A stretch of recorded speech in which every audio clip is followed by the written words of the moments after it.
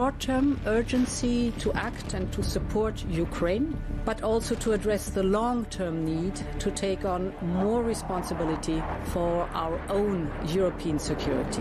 On Saturday, we also agreed a new £2.2 billion loan for Ukraine, backed not by the British taxpayer, but by the profits from frozen Russian assets.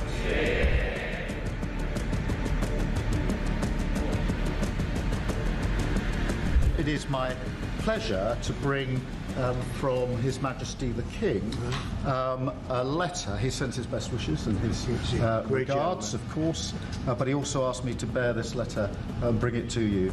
So can I present the letter from the King to you? Thank you very much. Am I supposed to read it right now? Yeah, please do. I will do. I've got to tell him what your reaction is, so I need to know. I need to know. He is a great gentleman. A great, great gentleman. He said he thinks the war's going to go on for a long time, and he better not be right. Well, I just think he should be more appreciative, because this country has stuck with them through thick and thin. We've given them much more than Europe, and Europe should have given more than us, because as you know, that's right there, that's the border. What kind of diplomacy, JD, you are speaking about? What do you mean? I'm talking about the kind of diplomacy that's going to end the destruction of your country. Yes, but if you are not Mr. President, with respect, I think it's disrespectful for you to come into the Oval Office and try to litigate this in front of the American media. You're gambling with the lives of millions of people. You're gambling with World War III. You're gambling with World War III.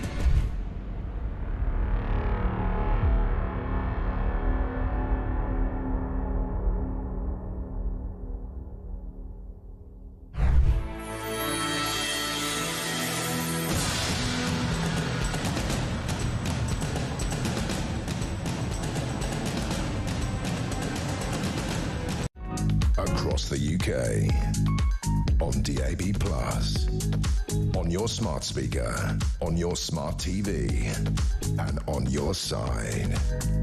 This is Talk.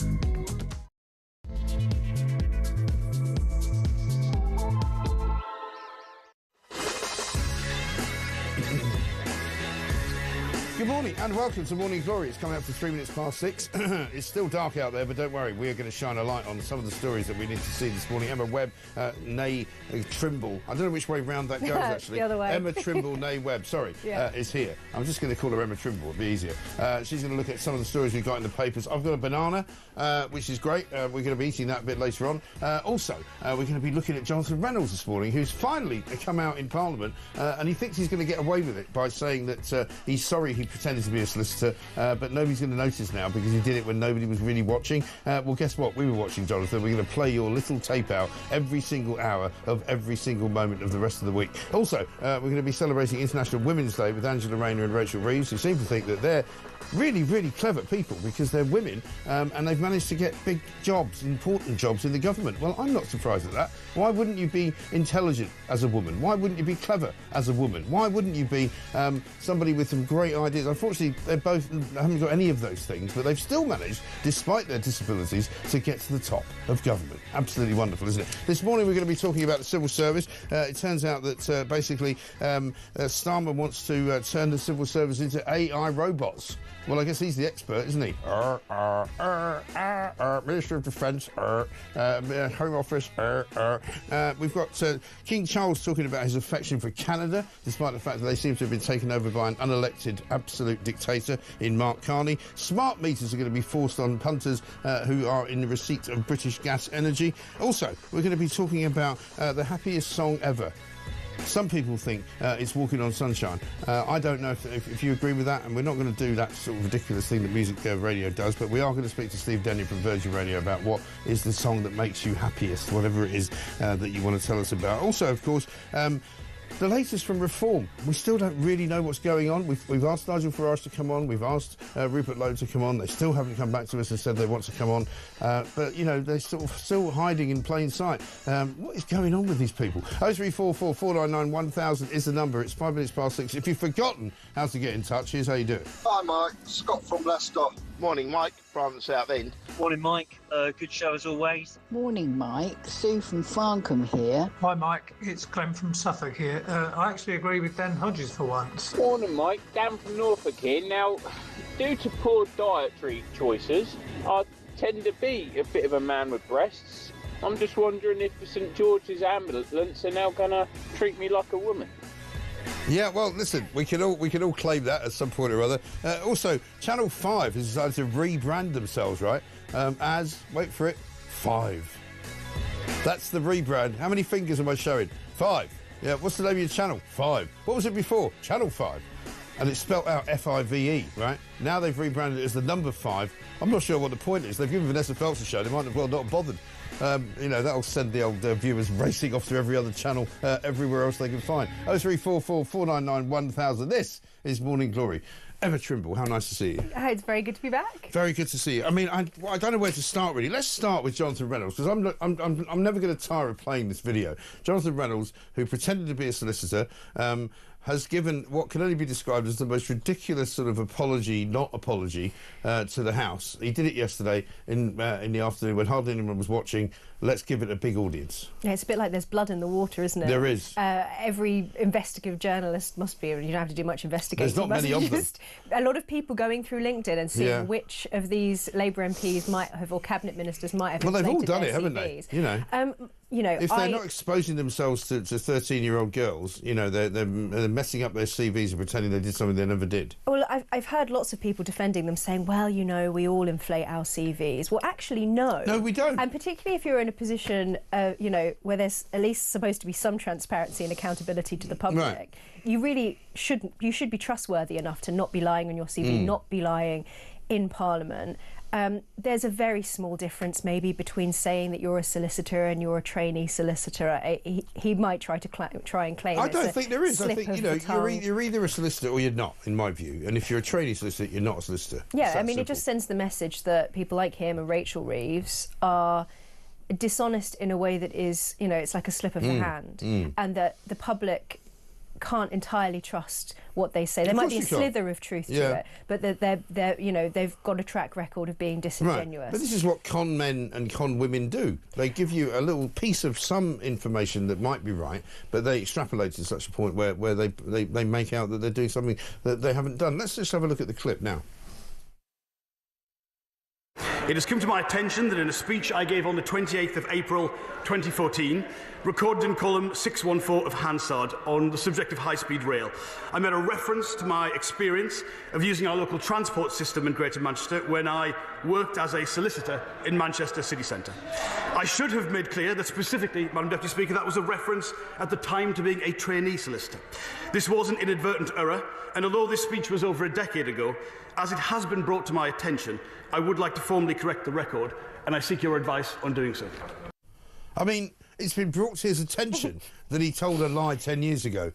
I'm sorry, most people listening to this and watching this morning will go, it doesn't need to be brought to your attention. You knew what you did it deliberately, you told a lie, just bloody well own it and stop trying to slither away from it. It's also funny, right, because it's so serious. I would like to request information on how to formally change the record. Yeah. And I wonder, people obviously do care about cabinet ministers lying on their CVs, but I wonder how much the public are just feeling fatigued with all of this kind of thing, just a bit sick of it. Well, the public hate them, right? They do hate our politicians right now, and one of the reasons that we've been talking all this week about reform and how terrible things are within that little group of 5, is that's 5, by the way, we'll just rebrand it as 5, is that people thought reform were different. People thought they wouldn't get involved in reporting each other to the police and, saying that things were said behind closed doors that really shouldn't have been said, and all of this nonsense that's going on.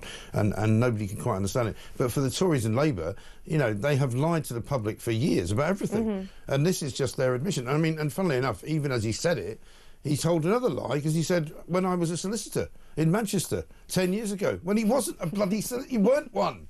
Stop saying you were a solicitor. It's like, what's wrong with you? Either they're disingenuous or they're incompetent. Neither of those are good as far as the public is mentally concerned. Deluded. That because you tell a lie often enough, it becomes the truth, right? So maybe he actually thinks he was a solicitor. Maybe he believes it. Maybe he thought he was Spider-Man. Maybe he's just muscle memory. He's so used to telling people that at one point he was a solicitor. Right. I think the public are genuinely fatigued with this, and you mentioned reform, and I have no idea what the sort of background is. I got no idea what the truth of the matter is. Right. But the one thing that people seem to be agreed on is that this shouldn't have been played out in public with all of these statement after statement after statement on X. And also, how long is it going to go on for, this nonsense of a police inquiry into something that was said by somebody about somebody else? I mean, come on, guys. It's nonsense. Get together in a restaurant, go out, have some red wine and a bowl of pasta and sort it out. Yeah, and actually, I think with all of this, that the British public deserve better than this. They it's really ridiculous. do. I say people are fatigued, people are sick of it, but it's an insult. It's an insult to the British people. It is. It's an insult to the electorate that people, like this guy, even going into Parliament and being so overly serious about the fact that he's told a porky pie at one point 10 years ago. They live in this bubble which is called Parliament, where they think the only thing that matters is what you say in Parliament. Well, no, what matters is what people perceive you to say. Well, it's also like a child's attitude. All that matters is if you get caught. Right. Yeah. There's no sense of public duty, no sense of responsibility in a the adults aren't in the room. No, but they were supposed to be the adults. Let's have a look, remind ourselves, shall we, of what he said in Parliament 10 years ago, inadvertently. Before the last election, I worked as a solicitor in Manchester city centre, and I would travel in to Manchester every day from what is now my constituency. Yeah, I worked as a solicitor. No, you didn't. Let's have another look at the current apology, which is going. We're going to do this all morning. I think it's going to be great. Come on. I made a reference to my experience of using our local transport system in Greater Manchester when I worked as a solicitor in Manchester city centre. I should have made clear that specifically, Madam Deputy Speaker, that was a reference at the time to being a trainee solicitor. I would like to formally correct the record. I mean, he wasn't a solicitor. Why does he say it? What's wrong with him? I think there's a pathological problem here. If he was like being examined by a psychiatrist, you'd go, he still hasn't quite got it out of his system. He still thinks he was a solicitor. He just thinks he has to apologise for it because he said he was when he wasn't. Yeah, I mean, I just listening to it just sounds like something from a sitcom 20 years ago. Yeah. And it's like the thick of it, isn't it? Or Yes Minister or something. There is something comical about the way that he's there is. so seriously... This is my thing. I said this to somebody, we were talking yesterday about this show. This show has kind of morphed into a kind of comedy show about politics. It wasn't meant to be a comedy show about politics. Plank of the Week 2.0. Yeah, but they're making it funny. Well, it's their fault for being planks. It's their fault for being idiots. I don't know if have we got the International Women's Day clip yet? Not yet. There's a great clip which we'll show you in a minute. Can't wait. Of all these Labour women, Angela Rayner and Rachel Reeves, talking about how great it is. We've got it, great. Of how great it is to be women. Check this out. Hello, amazing and inspiring women! I'm Rachel Reeves, I'm the President of Talk. It's fantastic to see so many women here that are doing some great things in their communities. And none of us got here by chance or by fluke or as a token gesture. We all got here through tremendous hard work and courage. I mean, let's just celebrate the fact that we're amazing because we're women, and nobody realised that women had any brains at all. Is that music from the original? The Labour Party put this video out. It's their music. They put this kind of music. They've started doing it on Starmer's videos as well, putting music behind them as if to make it more kind of, attractive to everybody. But how demeaning is that as a woman to look at it and go, well, why wouldn't you be Chancellor of the Exchequer as a woman? How is that in any way surprising? As a woman, which I never say, as a woman. Or a person with breasts, as the St John's Ambulance Brigade would rather you describe yourself. I'm embarrassed by it. It's really embarrassing. It's awful, isn't it? It is. Cringe doesn't cover it. No. I actually think it's quite offensive in a way. Yeah. Can you imagine what Margaret Thatcher would have thought? Oh, my God. Funnily enough, I saw a great clip of hers at the weekend, interviewed by Terry Wogan, and he made the kind of, I suppose, mistake of the time to say, they don't seem to give you any allowance for the fact that you're a woman. And she just goes, well, of course, I don't give them any allowance for being men. And just that's the end of the conversation. That's exactly the cliff I was thinking of. That's the end of the conversation. Yeah, it's insulting because they do this whole thing. I think Rachel Reeves actually says, I'm not here because I'm a token. Right. You might be there because you lied on your CV. She's there because she's an economist, obviously. But I'm an economist. I I think even if you're saying I'm not there because I'm a token, then why are you celebrating the fact that you're there as the first female chancellor, despite the fact, of course, the Conservatives have had three female prime ministers. Exactly, several female prime ministers. It's not the highest office in the land. It shouldn't be something that is regarded as exceptional for a woman to be, chancellor. You know, I've been married to a woman.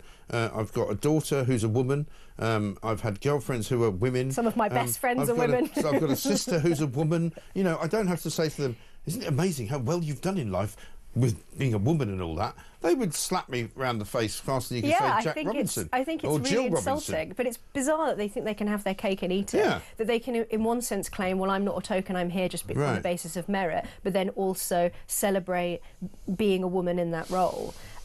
There's something that feels almost denigrating about it.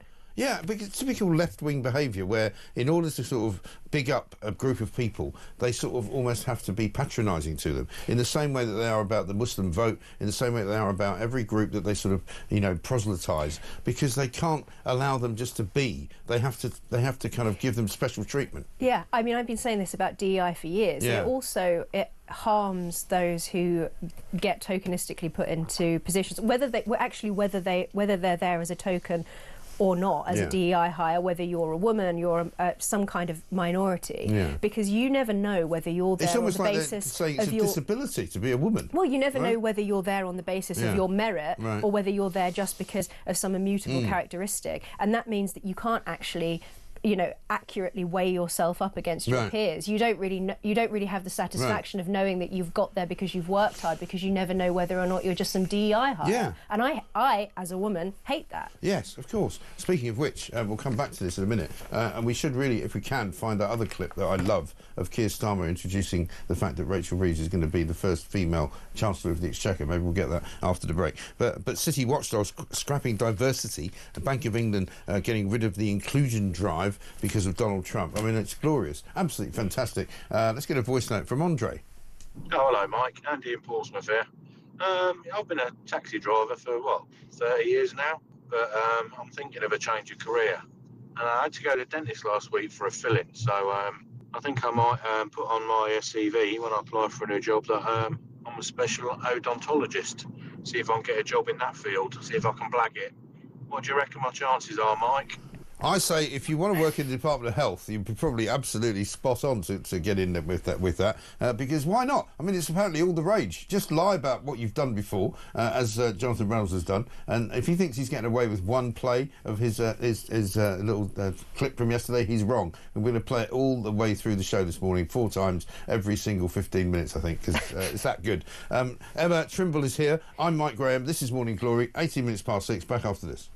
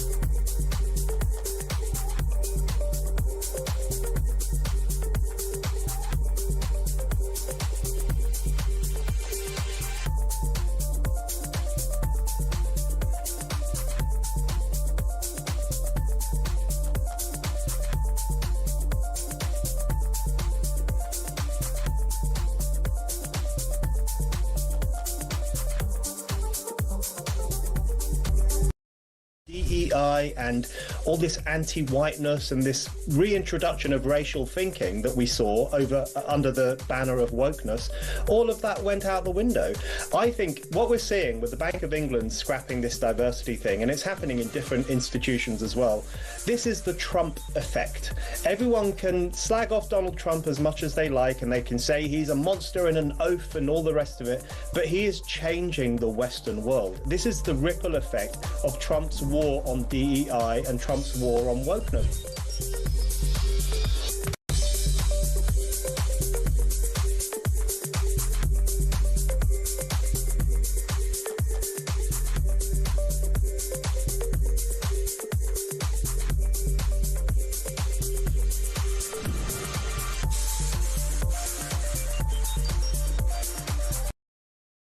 Across the UK, on DAB+, on your smart speaker, on your smart TV, and on your side. This is Talk. Welcome back to Morning Glory, 21 minutes past 6. Emma Trimble is here with us. We've been talking about fighting at the races, because Cheltenham Week is here. It was snowing there yesterday, by the way. We'll bring you that in a minute. You might, if you've only just joined us, not have noticed that Jonathan Reynolds has made some kind of apology in the House of Commons, and I'm sorry to say that we're going to be playing it continually, basically, throughout the course of the show. Let's have a look at a shorter version of what he said. I made a reference to my experience of using our local transport system in Greater Manchester when I worked as a solicitor in Manchester city centre. I should have made clear that specifically, Madam Deputy Speaker, that was a reference at the time to being a trainee solicitor. I would like to formally correct the record. It's like a child, isn't it? Like a 5-year-old saying, I'm sorry I told a lie, Mummy or Daddy. What I should have said was that I wasn't. But he said it again. He went, when I was a solicitor. He wasn't a solicitor. It's funnier the more you watch it. The more you, yeah. I'm just going to keep playing it, and we're going to do different versions of it. But let's go back to the conversation we were having about Women's Day and the Starmer Women's Brigade. You know, Rachel Reeves, Bridget Phillipson. I mean, horrific women, honestly. I mean, I've known loads of women in my life, and I can tell you when there's one who's horrific. And Rachel Reeves, Bridget Phillipson, and Angela Rayner. I'm sorry. I mean, I've got a little bit of time for Angela Rayner. But here's Keir Starmer, and what I want you to concentrate on, Emma, is the look on his face, the rictus grin that he gets when he says that she's a woman. Check this out. It will also be the first budget delivered by a woman ever.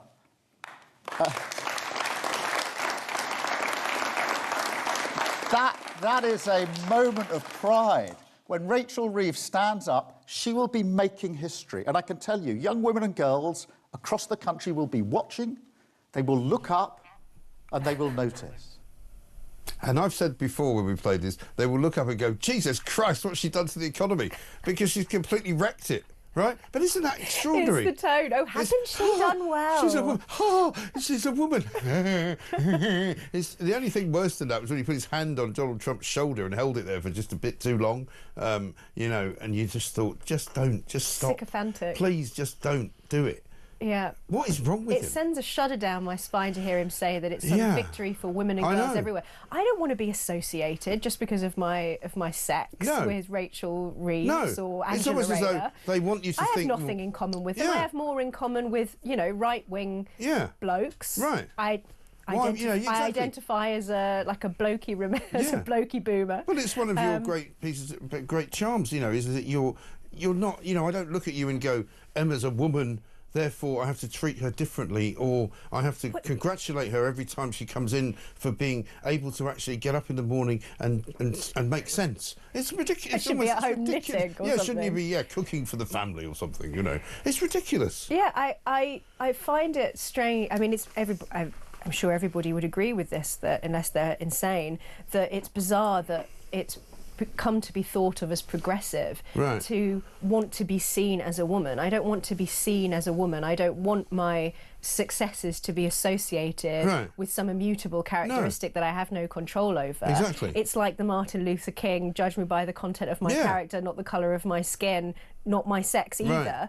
So it really is strange that, you know, we've come to think of people like Rachel Reeves or Angela Rayner as somehow symbolising a victory for all women and girls across the country, as if, you know, I have anything in common with them, but also as if, you know, women in certain minority communities who, you know, might not speak English and might be completely oppressed by their husbands or their communities, if they somehow have achieved some victory because Rachel Reeves is Chancellor. I mean, the whole thing's a joke. But it all leads to that kind of madness that ended up in the Los Angeles fires, doesn't it? Where you'd get these women who were running the fire department who were lesbians saying, well, frankly, you know, when there's a fire in the neighbourhood, you want somebody who looks like you to turn up to save you. Well, no, you don't. I'd rather a burly bloke who can carry me out the building. I don't care whether the person saving me looks like me. I'd just like them to save me, actually, if that's all right. Didn't one of them also say that about saving men from the fire? Well, you know, the men shouldn't have been in the wrong place at the wrong time. Yeah, exactly. Curse them for having ended up in a burning building. One chink of light, though, in the armour, and I'm looking at the Financial Times this morning, one of the papers that's become very woke over the last few years, by the way, used to be, you know, obviously the bastion of all city boys who read it, but they've become quite left-wing. But they've actually got a main story this morning saying that city watchdogs have scrapped diversity and inclusion after a backlash from all the big sort of banks, because they've all gone, and it tells you they never believed it in the first place, right? They're now just going, you know what, we don't need it anymore. You know, Morgan Stanley, Goldman Sachs, all the big US banks, JP Morgan, they've just gone, nah, we're not doing it anymore. Well, in the financial industries, ESG, there's environment, social and governance, which is the kind of financial investment side of DEI policies. That's been a big thing, and so actually this story, it very unusual these days, but seems like it's the tip of the iceberg of something actually very positive. Yes. Because if the financial industries are starting to shift away from these sort of ESG policies and actually, you know, be a bit more in touch with reality and focus on their primary purpose, it suggests that something really quite fundamental has altered. I don't know if maybe it has something to do with Donald Trump being in the White House. It has everything to do with Donald Trump. These things have sort of recalibrated. Because he's basically said, if you want a government contract and you want to do a lot of work for the government, which a lot of these banks do, you better get rid of it. Well, it just goes to show that DEI also is all about money. Yeah. It's all about, you know, power and who has the power to impose these things. ESG was effectively, in my opinion, distorting the markets because it was, you know, putting DEI policies, environmental policies, climate stuff to net zero above the purposes of, you know, companies to actually bring back returns for their shareholders. They all forgot what they did for a living, and they all started to try. I mean, look at BP, but for it's example. not a free market if you have these sorts of policies that are interfering with what companies can do. Well, look at BP, for example, who changed their name from British Petroleum, which was a great name, to Beyond Petroleum, and they had that idiot who was remarkably accurately called Looney, Bernard Looney, I think he was, who was the CEO, and they decided suddenly to stop exploring for oil and gas. They were like, we're not going to do that anymore. We're going to create a green energy company, and we're going to make it much less reliant on fossil fuels. And everyone went, okay. And now their share price has collapsed. They're almost bankrupt, and they've had to completely reverse their policy and go back to exploring for oil and gas. And you kind of go, well, I could have told you that. I don't know anything about exploring for oil and gas, but I'm pretty sure if you're an oil and gas company, you shouldn't stop exploring for oil and gas. Yeah, no, I mean, so many companies have shot themselves in the foot. It's become a kind of cliche to say go woke, go broke. Yeah. But I wonder whether or not, I didn't know that BP had rebranded in that way. I wonder whether they had the same PR company working for them as Channel 5 on the rebrand. I wonder how much money they paid to have that. This is another one we're just going to keep repeating because it's so ridiculous. That Channel 5 was rebranded as 5. Can you imagine being in that meeting where they said, what we're going to do is we're just going to change the word 5 to the number 5. It's genius. People will love it. Do you know what we should do? Difference. We should dig this out, right? Because we're just having fun this morning. It's like there's no news, really, so we're just going to have fun. Let's do the Thunderbirds countdown with old Starmer. Should we find that one? that's good. Meanwhile, they're talking about Keir Starmer. Front page of the Daily Telegraph. They've got a royal nail-biter at Cheltenham. They've got Camilla, the Queen, who obviously likes a race or two, watching. I presume she's watching the racing as opposed to watching what else was going on. Let's have a look at this. It's Ladies' Day yesterday, which they're not allowed to call Ladies' Day, by the way. It's now called Style Day. Here's the style of Cheltenham on a Tuesday or Wednesday.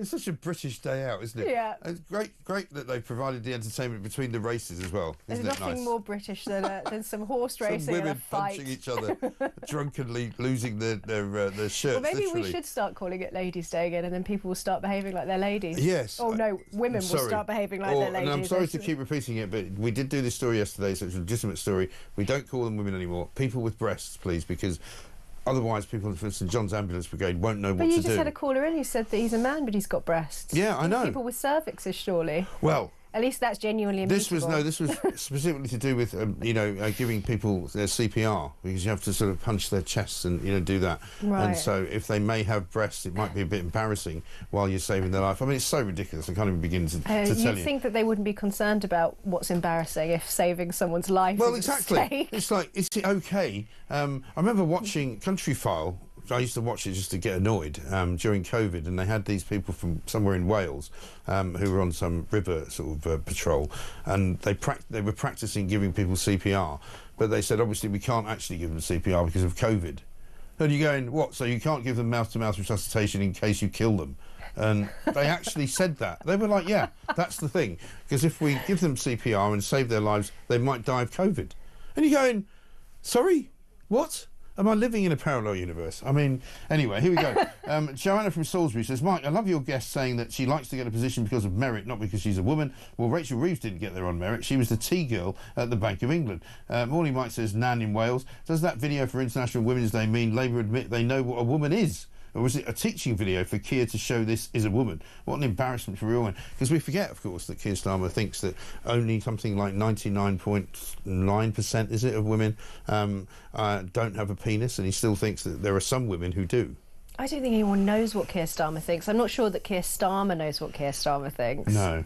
And actually, I mean, a lot of the Labour MPs, this is obviously one of the stories in today's papers, is that that they're going to slash into benefits in order to save some money for the state. And a lot of people on the left complaining that Keir Starmer is behaving more Tory than the Tories, and that Labour MPs didn't go into Parliament in order to cut the benefits bill, that they should be taxing the richest in society rather than taking away from the poor and the disabled, etc., etc. Probably his MPs are thinking they don't know what Keir Starmer thinks. They don't. Because I think the trouble is he is a man without any purpose. He is a man without any conviction. He's a lawyer. He's a lawyer with literally no particular ideology whatsoever, other than the human rights ideology, which he wants to save everybody on the planet. As a lawyer, he's trained to be committed to how convincing the argument is, less than maybe. But he's not very good at it, though. I mean, that's the thing. No. I mean, I know loads of barristers, as I'm sure you do, and most of them are very entertaining, very funny, very engaging, very sort of confident, able to speak in public without mixing up hostages with sausages.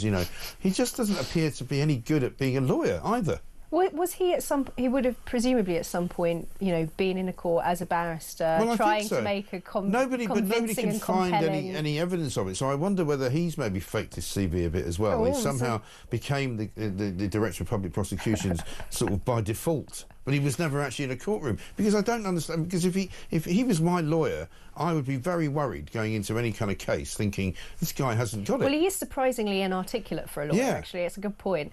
And a lot of people, when he was in that meeting with J.D. Vance and Donald Trump, so many people saying how fantastically he did, and that it was actually some great victory. And I was watching it thinking, are these people seeing something different to what I'm watching? I was embarrassed not only for him, but for Britain. I was like, this is what Britain has become, this kind of sedulous, creepy, cowering kind of, frightened, tiny little simmering beastie, as Robert Burns would have said, sitting there in the chair of the big Wizard of Oz and trying to, impress upon him that, oh, look, I've got a letter from the King. The Tin Man. I've got a letter from the King. She wants to open it. Oh, well, can you read it out? I mean, it was really pathetic. Yeah, I thought that the way that he passed that letter over, and the way that Donald Trump addressed him, it was almost like a kid passing some homework that he's done to a teacher that he really loves, and then the teacher says, and should I read this out in front of the whole class right now, should I? Yeah, exactly right.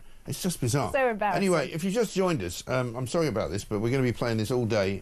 Jonathan Reynolds has apparently admitted that he might have made a mistake when he inadvertently led you to believe Sorry, that he was a solicitor. Check this out. I made a reference to my experience of using our local transport system in Greater Manchester when I worked as a solicitor in Manchester city centre.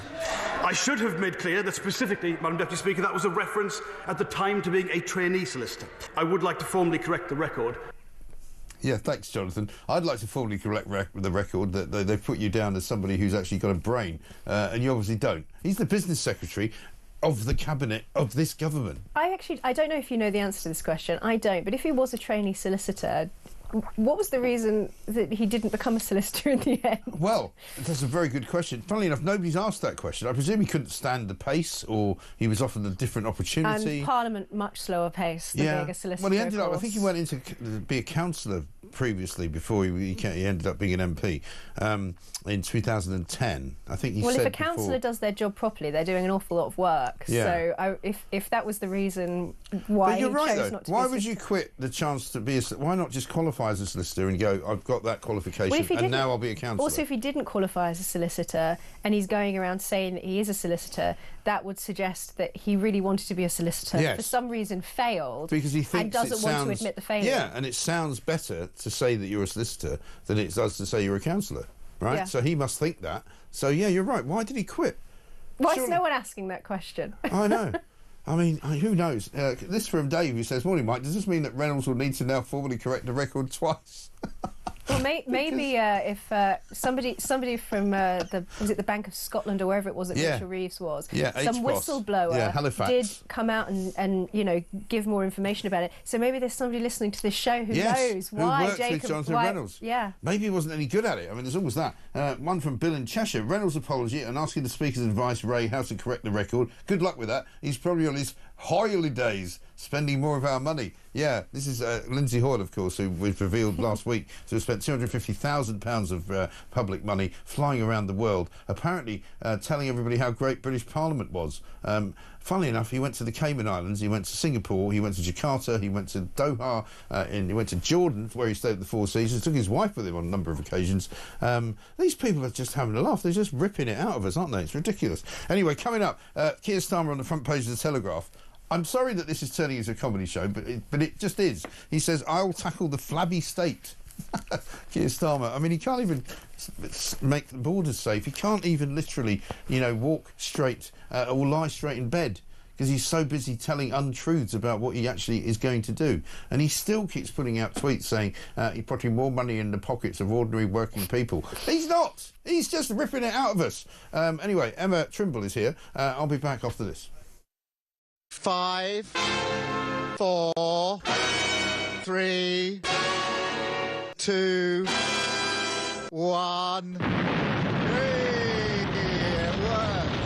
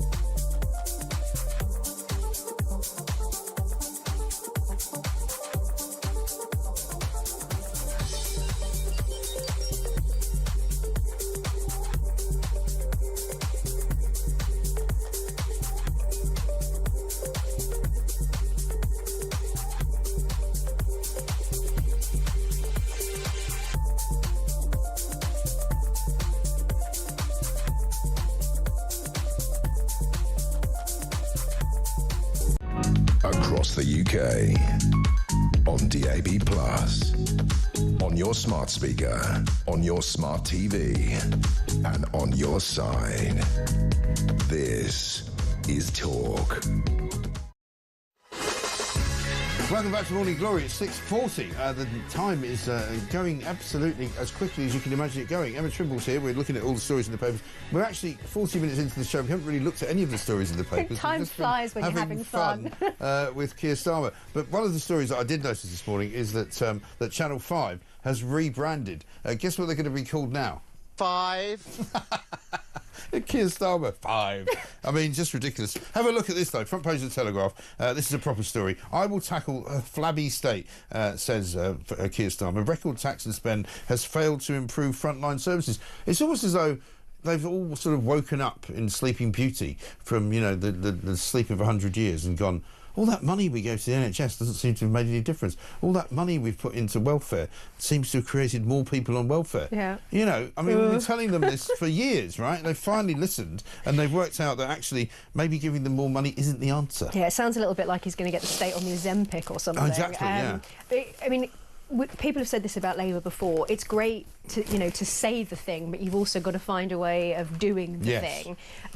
Whether or not they're actually going to be able to cut the benefits bill without having some kind of Labour rebellion remains to be seen. I think probably we might be surprised. Maybe a lot of Labour MPs don't necessarily have the strongest principles in the world and might be willing to just go with the tide on this. Yeah. But I think what's actually happened here is that the idealism and the ideology of the Labour Party as it was in opposition has now met with the reality of functioning within the system as it currently stands and dealing with the realities of actually, you know, having to have some functioning state, because otherwise they will be turfed out at the next general election. Who knows by the time we get there, you know, whether it will be Reform, whether it will be the Conservatives, what will happen.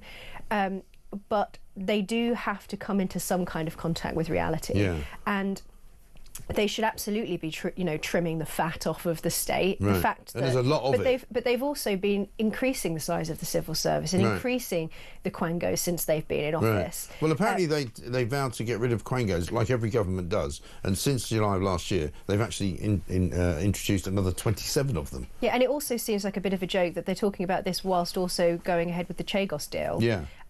Which is just a scam. It is. And complete travesty of an injustice against not just the British public but also the people who live on the Chagos Islands. So I don't really take them seriously on this. But I do think that they at least recognise that this is something that not only do the British public want them to do, but that they're actually going to have to do, because there's only so much you can do in terms of raising tax before you completely crash the economy, and they're already kind of at that level pretty much where there, they are milking everybody dry. And it's going to get worse in April as well. You know, businesses which, I mean, I keep talking to people in hospitality, and I spend a lot of time in bars and restaurants, as you probably know.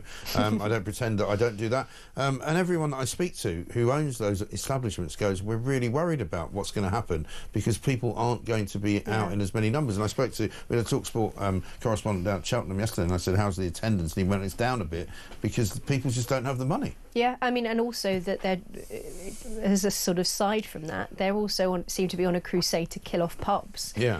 With this whole bill trying to hamper down on freedom of speech in establishments like pubs and restaurants. That's kicked in, hasn't it? Like today, effectively. Yeah, and I mean, I wonder whether it's part of really because pubs are kind of they're the soul of communities when they are. You know, when people are actually going to them. I've always said people need to start going to pubs and going to churches, and that will be the first step in saving the country. But pubs are sort of a hub of real democracy on the ground. It's where people get together and talk about things.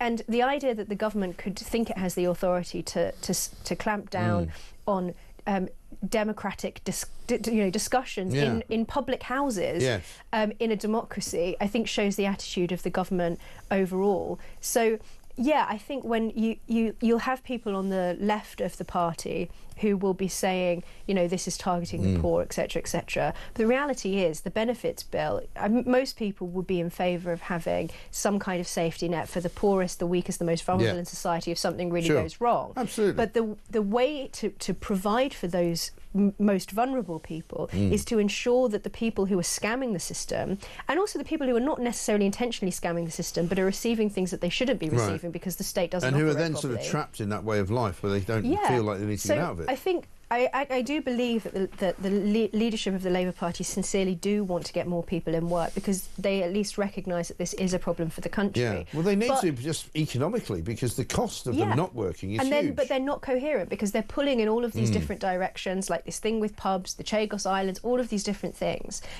They say one thing, but in every other aspect they're doing another. They're doing something that's contrary and counterproductive to the thing that they're aiming towards.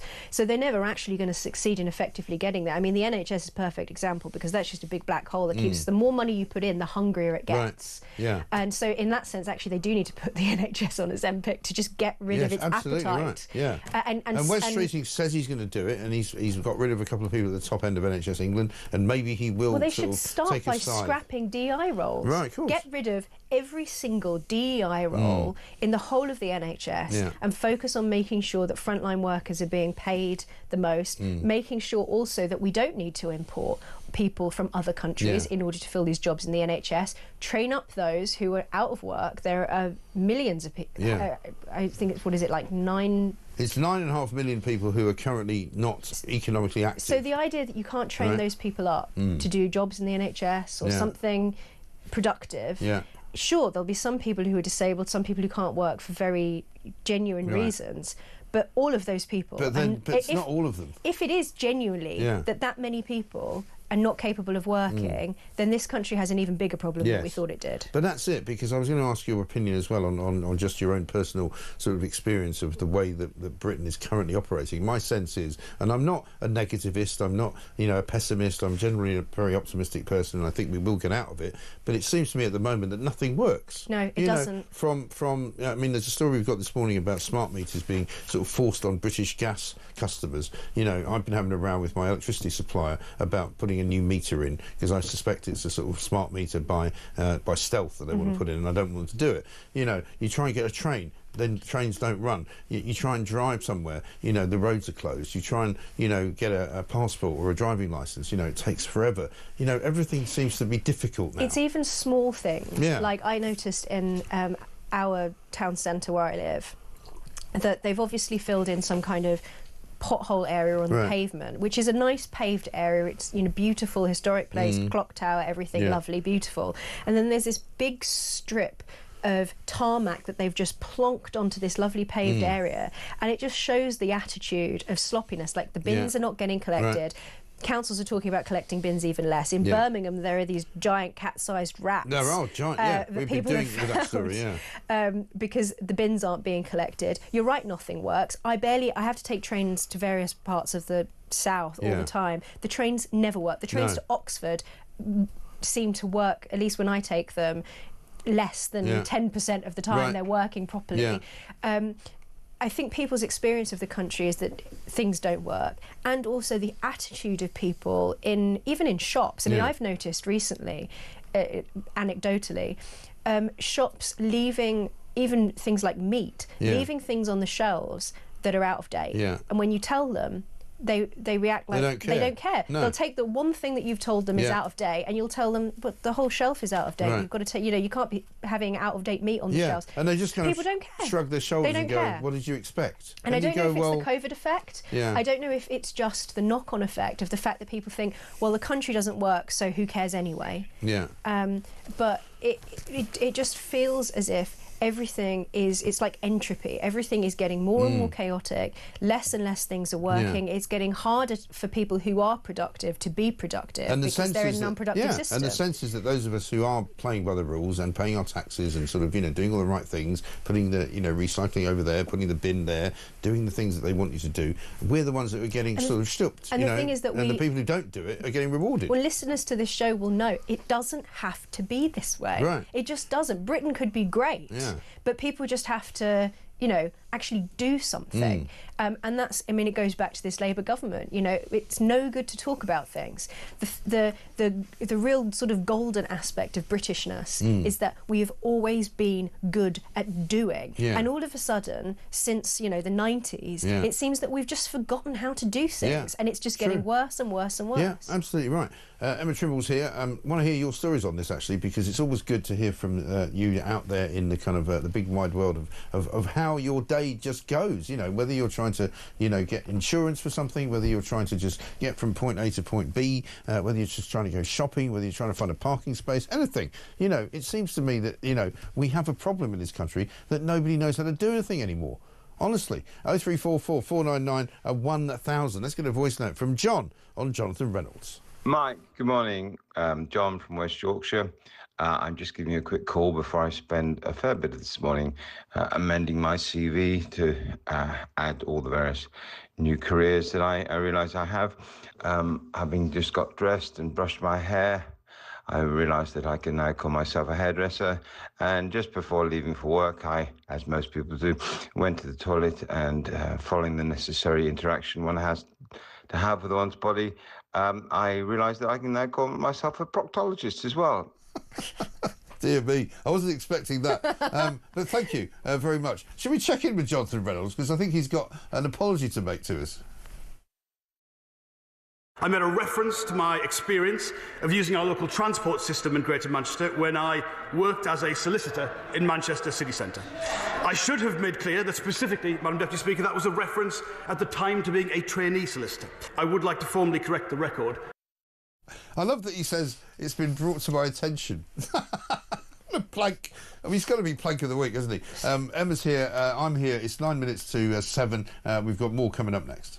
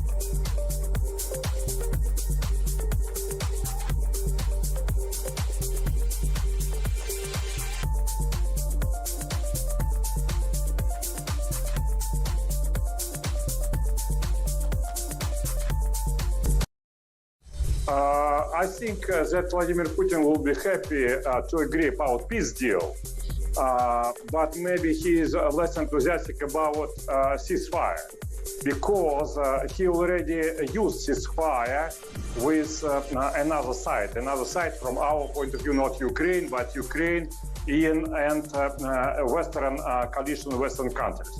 And it was Minsk 1 agreement and Minsk 2 agreement. All of them have been quite sharply violated.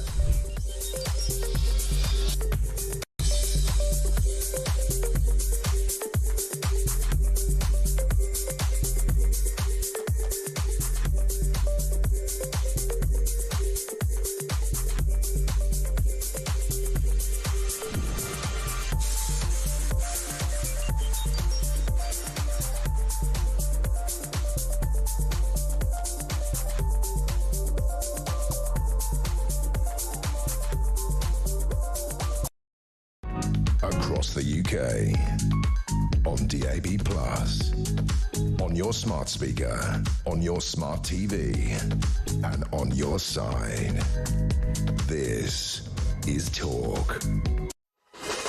Welcome back to Morning Glory. I'm Mike Graham. It's coming up to 5 minutes to 7. I don't know where the time has gone. Emma Trimble's here. You've been here nearly an hour. It's amazing. We're just having so much fun. We have. Talking of food and talking about supermarkets, the Telegraph's got a story today on page 7 saying Tesco's going to give away food to shoppers as it races to cut waste and hit net zero carbon emission targets. How is giving away food somehow going to make you more green? The company says they're going to introduce yellow sticker prices of £0 for food that's about to go out of date. You were saying that you keep seeing food that's out of date in your local shops. They say that people come into their express stores after 9:30 p.m. They're just going to give them free food.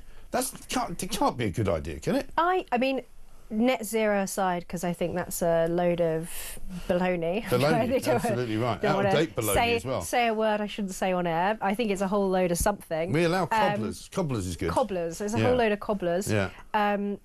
So I don't see how these two things, match. No. Free food and net zero doesn't really make sense to me. Don't really care about that. But I do actually think that food waste in supermarkets is obviously a really big problem. Yeah. It seems ridiculous that they should be throwing away food when it could go to food banks or it could go to homeless people or whatever. Right. So actually, I've thought for a long time that it would make sense for them when once they've done the first yellow label of discounting it, if they just can't sell it and it's going to go in the bin, give it away. Yeah.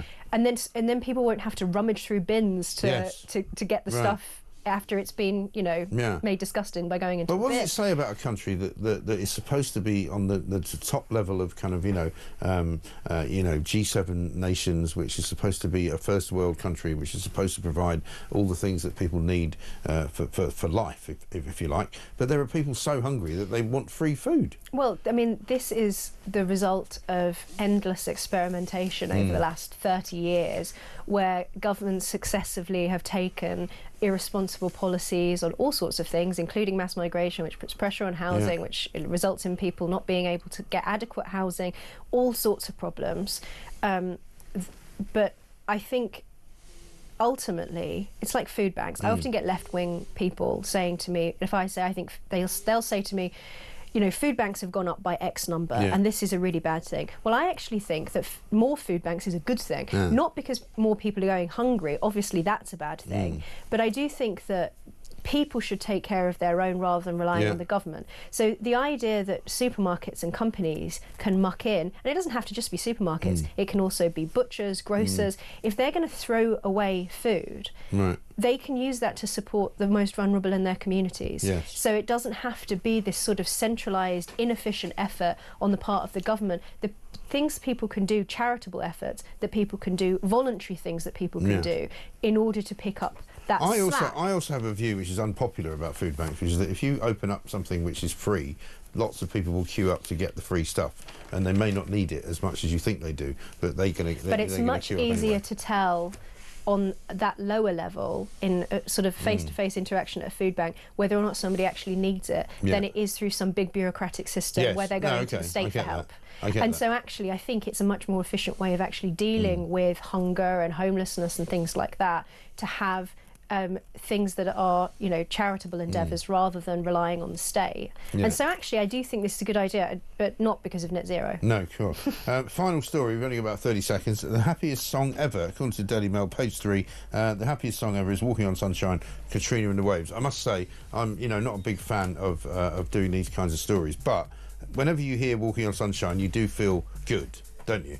I find it a bit annoying. Do you? Yeah, but then I'm a pessimist, so maybe it just rubs me up the wrong way. So have you got a Bob Dylan song or something? I was going to say, I like Don't Worry, Be Happy. Yeah, that's probably good. My happy song. That's good. Yeah. We'll take your nominations. I've got Rule Britannia coming in from Lanx Lad already, but California Girls, Don't Stop Me Now, Living on a Prayer, Holiday by Madonna, Good Vibrations, Summer of '69. I Vow to Thee My Country. Yeah, well, there we are. It's a traditionalist. Great to see you, Emma. Thank you very much indeed. We'll be back after the news with more from Morning Glory. Isabel Oakshot's here.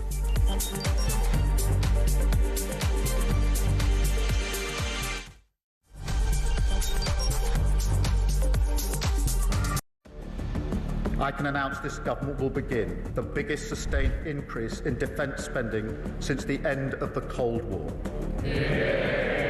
We will deliver our commitment to spend 2.5% of GDP on defence, but we will bring it forward so we reach that level in 2027. The answer from European capitals has been as resounding as it is clear. We are in an era of rearmament. To respond to the short-term urgency to act and to support Ukraine, but also to address the long-term need to take on more responsibility for our own European security. On Saturday, we also agreed a new £2.2 billion loan for Ukraine, backed not by the British taxpayer, but by the profits from frozen Russian assets.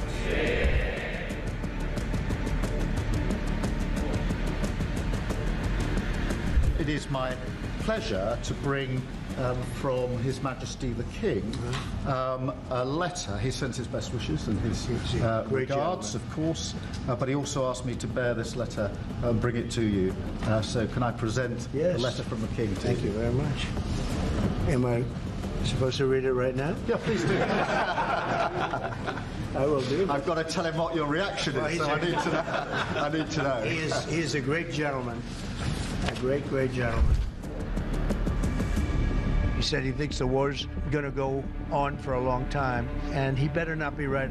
Well, I just think he should be more appreciative, because this country has stuck with them through thick and thin. We've given them much more than Europe, and Europe should have given more than us, because as you know, that's right there, that's the border. What kind of diplomacy, JD, you are speaking about? What do you mean? I'm talking about the kind of diplomacy that's going to end the destruction of your country. Yes, but if you are not Mr. President, with respect, I think it's disrespectful for you to come into the Oval Office and try to litigate this in front of the American media. You're gambling with the lives of millions of people. You're gambling with World War III. You're gambling with World War III.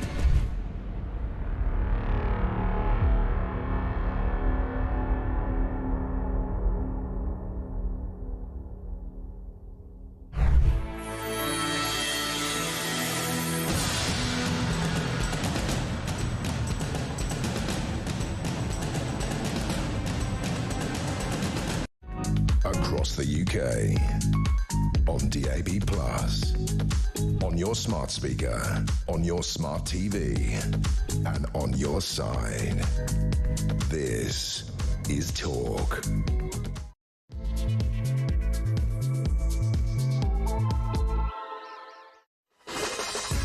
Welcome back to Morning Glory. It's coming up to 7:03. I'm Mike Graham. The sun is not quite up yet, but you should be, because, of course, you've got to take your kids to school, you've got to get up and do some work, you've got to get out of bed and out of your pyjamas, even if you're working from home. I know some of you are. You know, I'm sorry to hear that you are, because I'd rather you were coming into an office. If you're waiting for a train, good luck. We don't want the trains to be too late. One piece of good news this morning for you, ladies and gentlemen. Jonathan Reynolds, the business secretary, has finally come clean and decided that it was time for him to correct the record on the fact that he was never actually a solicitor. Let's have a listen. I made a reference to my experience of using our local transport system in Greater Manchester when I worked as a solicitor in Manchester city centre. I should have made clear that specifically, Madam Deputy Speaker, that was a reference at the time to being a trainee solicitor. I would like to formally correct the record. This is the state of government that we've got in this country. A woman who claims to have been an economist when she wasn't. A bloke who said he was a solicitor when he wasn't. A bloke who was working for West Streeting, who was exposing himself to a 13-year-old girl and chasing her down the street. What else have we got going on? The bloke who's in charge of the environment and the farmers used to run Lambeth Council, which has got about as much green grass as I've got in my studio here. I've got a banana. I'm going to eat it later. I want to give you as much confidence as I can to start the day. It is Thursday. It is the 13th of March, which is good for some people who get paid on the 15th of March, of which I'm one, so I'm looking forward to that. Otherwise, what stories can we tell you about? The happiest song ever, apparently, is Walking on Sunshine by Katrina and the Waves. I don't doubt that that's true. Married men are more likely to pile on the pounds. You know, tell me something I didn't know. Smart meters being forced on British gas punters. Tories should not gloat about Nigel Farage. This is a piece from Dan Hodges in the Mail. Yesterday, he said, actually, you know, forget about whatever you might hear about Rupert Lowe. Nigel Farage is the Reform Party, and without Nigel Farage, there is no Reform Party. So, what's his name? Rupert Lowe might as well just sling his hook and get the hell out. But what they need to do, surely, is to get to grips with the scandal, get to grips with the situation, either fire him and just say, never darken our door again, which is more or less what Nigel Farage has already said, but actually make it official. Just go, look, you're not in the party anymore, and if you don't like it, you know, hard luck, tough cheese, whatever you want to say. Rupert Lowe is a man, I think, of some estimable quality, but if he doesn't want to play with the big boys in Reform, then, you know, go out on your own. Simple as that. Just get it over with. You know, stop making a nuisance of yourself. Michelle Keegan's had a baby. That's on page 1 of The Sun. Keir Starmer's facing MP's anger on his backbenches over welfare cuts.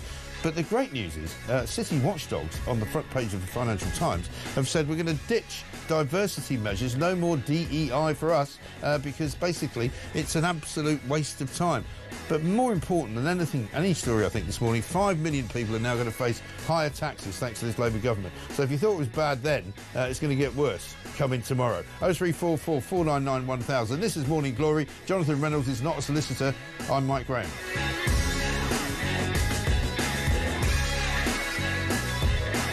We've been talking as well this morning about the sort of the dreadful state of the nation and whether or not we will ever return to what we once were, which is a nation proud of what we do, proud of what we present to as of tourists who come here, proud of who we are. And I think that's what we're missing at the moment. Isabel Oakeshot's here, and I'm going to ask her about that. But let me read you a couple of really interesting texts that I've had in. One from Don in Chelmsford. He says, "Morning, Mike. I drove between Chelmsford and Braintree last week. Couldn't believe the number of seriously deep holes in the road. They were so deep and bloody dangerous, but who cares? The council obviously doesn't." Rob says, "Water rates, gas and electric and council tax increasing significantly. Inflation set to rise as well. There are no areas that will not increase our prices or business costs. It will affect everybody, including the low paid, those on low wages, self-employed and the spend power of the wealthy. This will be disastrous for this country." And Alan from Peterborough on the subject of women, because of course we'll play you in a little while how delighted the Labour Party are for having a few high-powered women running things that they think they shouldn't be running. Alan from Peterborough says this: "My accountant is a woman and has been so for 30 years. I never chose her because she's a woman. I chose her because she's excellent at the job. She is scathing about what Rachel Reeves is doing to small business. Keep up the great work." Well, this is it. I mean, you know, the lefties make out that, you know, it's incredible that Angela Rayner and Rachel Reeves and Bridget Phillipson and other women in the cabinet are doing such a great job because they're women. It's complete and utter tosh. Absolutely ridiculous. Who cares? I don't care if they're women. I care if they can do the job. And obviously, quite significantly, they cannot. Isabel Oakeshot's a woman, I think. I can say that. She's Talks International editor. Very good morning to you, Isabel. Morning. Yeah, nothing to declare here, Mike. I'm definitely still a woman. Can I congratulate you on how well you've done in life, considering the disability that you suffer from as a woman? Because Keir Starmer would be, you know, praising you to the high heavens because look how well she's done, and look what an example she is to young women and girls. Well, you know, I might even get special treatment in the courts, mightn't I? You know, in Keir Starmer's two-tier justice world, maybe that would allow me to have special consideration before any sentencing. Not that I hope to ever be in. Well, let's hope not. Yeah, absolutely right. But listen, can I play you? I don't know if you've seen this. This is a video that Labour actually put out for International Women's Day. It's the most disgraceful and cringe-making thing you've seen since Keir Starmer touched Donald Trump on the shoulder.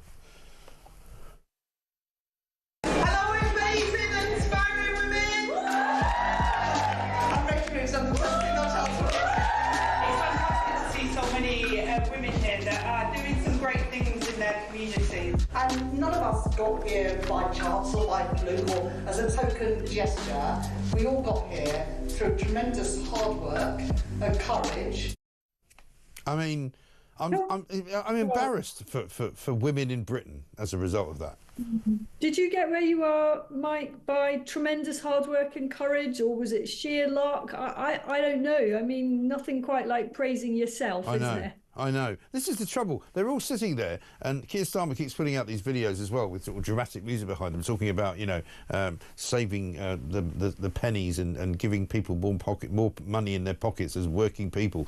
And it's all just rubbish. They're not doing anything other than ruining the economy, making more and more people redundant. I came into work yesterday in a car that drives me in, a very nice young guy who said, you know, next week the company's putting all 5,000 drivers on 0 hours contracts because they don't want to pay the extra national insurance that the government's put on. So not only will they not collect any extra national insurance, they won't even get what they were getting because they're not going to pay anything now.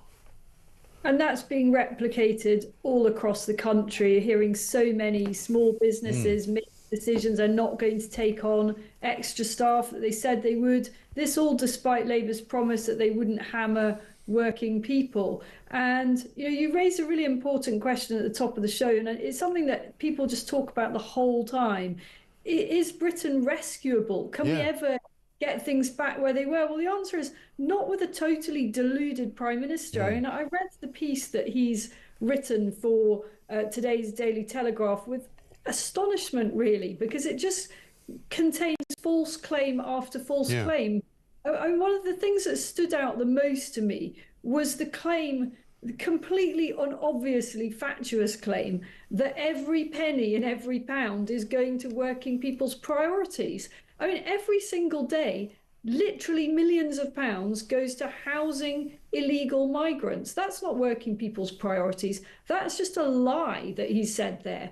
He's talked about freeing up the planning system. The planning system, I mean, they've been in power, 9 months now. The planning system is still wretchedly bureaucratic, clogged up, unbelievably expensive to get through all the different surveys and things that need to be done. I mean, they basically haven't really achieved anything as far as I can see in their short time so far in office, and boasting about tackling NHS waiting lists and saying they've come down a little teensy bit. I think most patients could tell a very different story. Right. Well, they've sort of presided over the continuing decline of the nation. And Emma Trimble was in, Nay Webb, as I call her, and she just sent me a picture, having gone out of the building downstairs to the underground, where she's been greeted with a double door, which normally would be open automatically, which has got a sign on it saying, this door is currently out of service, please use other doors. I mean, it's like, this is what happens. I know that, you're not in London as much as you used to be, but everywhere I go, I was saying to her this morning, I went to a bar yesterday in Borough Market. I'm not going to name it because they asked me not to, but I was there 2 weeks ago, and their automatic doors didn't work. So every time people were trying to leave after having had lunch, they were standing there and sort of walking into the door and looking around, aimlessly. And somebody would come and sort of press a button, and they'd be able to go out. It's still broken. And I said to the woman yesterday who was the waitress, I said, how is it not fixed? That's 2 weeks ago it was like this. And she went, oh, it's the head office who are dealing with it. I don't really know. And I'm like, how can you not fix a bloody automatic door? And it's just symbolic, isn't it? It's from the small stuff to the big stuff, the kind of the sense that even the little things don't work, never mind the big things. But I think for me, the most shocking thing is the visible degradation of our streets. Yes, and totally. In recent days, there have been some really shocking footage of back streets of Birmingham. But I know where the rats are the size of cats. Yeah, I mean, I've seen it myself in Leeds and other parts of the UK, where rubbish is just poured all over the streets. It's strewn everywhere. There's fly tipping. Our streets are disgusting. And that's a combination of things. It's a combination of local authorities that don't have the budgets to clean up properly, and they don't have the budgets for all manner of reason, not least because they're having to spend so much on absorbing all these extra illegal people, and they all have to be accommodated and so on. Not everything is, of course, the fault of illegal immigrants, but quite a lot is. And they don't. The issue with the dirt on our streets is also a behavioural one. One in which people have just lost their standards. People aren't up, taking pride in their streets anymore. I mean, parts of central London are disgusting. They are. Areas around London Bridge where our offices are like Bangladesh, like third world type of standards on our streets. And meanwhile, you've got all these masked youths, on their bikes doing delivery, we know why they're wearing masks, because they shouldn't be working. They're black market workers. It's intimidating, and generally there's a smell of marijuana everywhere. It's not a sense of a nation that is in good shape, and it's happened so fast in a way. We know the roots of it stretched back a long time, you know, the opening of our borders and so on. But the degradation in the last 2 years, I think, has been truly shocking. It's been, I would agree with you. It's been very rapid, and it's happened very, very recently, and it's shocking and awful. One thing that did surprise me as well yesterday was actually Kemi Badenoch had not a bad day at PMQs. The first time ever, I think, that she's actually made any kind of impact whatsoever against Keir Starmer. It's almost as if she's been listening to our show. Have a look at what she said to him about the emergency budget, which is coming up in a couple of weeks. In 2 weeks, the Chancellor will come to this House to present an emergency budget the Prime Minister said we would not need. They will try and make out it's because of global events, but the truth is they trash the economy with their bad choices. They said they'd look after pensioners, then they snatched winter fuel payments. They said that they would be pro-business, but they hiked taxes on jobs. And he, Mr. Speaker, he promised to freeze council tax, but it's going up by £100. This is a high-tax, low-growth, job-killing government. Will he use the emergency budget to fix the mess he's made?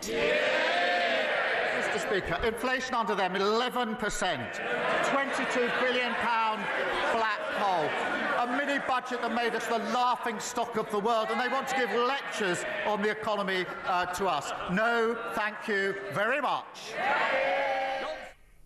Yeah, trouble is he can say that, but the economy is in the toilet, isn't it? It's in a very bad place, and all the promises he made, he's broken.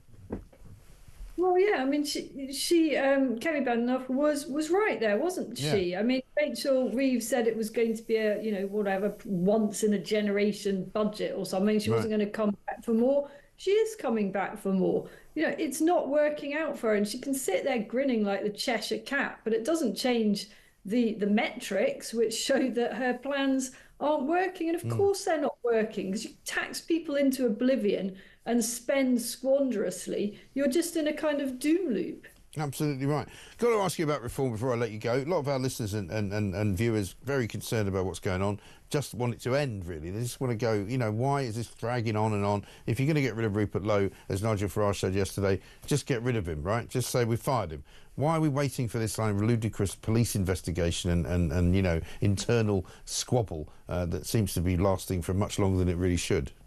I agree with our listeners that feel that way. It's really, really disappointing. No one wants these sorts of squabbles. There's massive problems in the country, and you know, no one wants to see several men just fighting each other. I mean, Rupert Lowe keeps on fueling it. He's put out a letter this morning, an open letter to the leader of the Reform Party, calling for them to have a private dinner to sort out their differences, saying our differences must be resolved behind closed doors. Well, how's that going to work if you keep publishing letters containing all sorts of, you know, bile and allegations? This has got to stop. It has to, a line has to be drawn under it. People are bored of it. Reform voters don't want to hear it. They just want the party leadership to get on with the important job of saving Britain. It's nothing less than that. That's the mission here. I'm not interested in the careers of individuals. We've got to save our country. So I really hope that one way or another, those at the top find a way just to put this to bed and crack on with it. And if they can't find a way to bring Rupert Lowe back into the umbrella of reform, and they can't find a way to stop him from complaining about the way he's being treated, then just, you know, cut him loose. That seems to me to be the two choices you've got. And just, it doesn't take long. I mean, I know Nigel Farage is a very decisive individual. You know, we've known Nigel for a long time. You've probably known him longer than I have. But, you know, he just needs to do what he does best and just make a decision and just go, this is what we're doing, and we're not going to brook any criticism. We're not going to say anything. But, you know, come on this show, or go on some other show, go on Julia's show, and just say, look, this is what we're doing. It's all over. Well, Rupert Lowe started this whole thing off with an article, a feature in the Daily Mail newspaper, in which he said he wasn't sure he was going to be at Nigel Farage's side, you know, if things didn't change in the Reform Party. And he has that option not to be at Nigel Farage's side, and maybe that's the healthiest thing all round. But what cannot go on is this. I think people are really bored of it now. Yeah. There are plenty of people who recognise that Rupert Lowe has done some really great work, and that is why it's extremely disappointing that it's all blown up in this manner. But Reform is far bigger than Rupert Lowe. Look at the polling, quite interesting polling out yesterday that showed something like 3/4 of Reform voters haven't actually heard of him, wouldn't recognise him. So this is a bit of a storm in a teacup. The party has to move on from it. There are huge problems to worry about, and they don't begin with the word Rupert. Yes, indeed, indeed. Good to talk to you, Isabel. Great to see you. Thank you very much indeed. Isabel Oakeshott there, Talk's international editor. You may disagree with what she just said there. If you do, or if you agree with it, let me know. I think there's no question. We haven't talked much about the Reform row this morning because we have talked about it an awful lot this week. It just needs to be finished, it seems to me. Just get rid of it. Just put it to bed. You know, either get on with each other or don't get on with each other. But stop this ridiculous, nonsensical kind of, you know, dragged out nonsense where, you know, you're talking about a police investigation into something that somebody said, hurty words that you're not supposed to be activated by, you know, the ridiculousness of sort of, you know, standing in a room with 5 people, only one of them has to stand on the other side of the door because you don't like the look of him. It's just ridiculous. It's childish and it's nonsensical. It needs to stop. 0344 499 1000. This from Linda in Deal. Mike, I love your show. Can I ask you if you would give me a shout-out, please, as it's my 50th birthday today? Naturally. Of course, Linda. Happy birthday to you. Let's get a voice note from John. Morning, Mike. John in Glasgow. The taxes when we drive, the taxes when we eat, the taxes when we live, the taxes when we die, the taxes. And at the end of the month, Reeves is ready to get our claws into our savings because one of our cronies says we've got too much money sitting there. Money that we've worked hard for and we've saved. They're now going to tell us that they're going to tax that and what we must do with our money.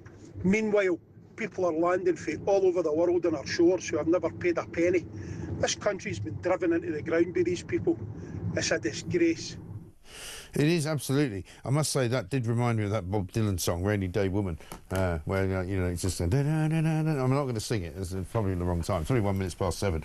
Zoe from Lancashire has sent us a picture of her bumper sticker, which she has proudly displayed on the back of her car, and you can do the same. And this is what you get, right? You just ask for it, and it shall be yours. It's the big thing. It's the revolution of common sense, and you can join it by simply doing this. Head over to talk.tv/sticker, right, and you can join the Common Sense Revolution, and you can put your badge of honour, if you like, on the back of your car, on the back of your bike, on the back of your van, on the back of your lorry, on the back of your taxi, whatever you like, whatever vehicle you've got, stick it up there because it says stay calm and listen to Talk. I mean, there's a lot of reasons not to be calm this morning, I have to say, but one of them is not Jonathan Reynolds, because Jonathan Reynolds has finally come out and admitted that he was not, in fact, a solicitor at any point in his life. Let's have a look.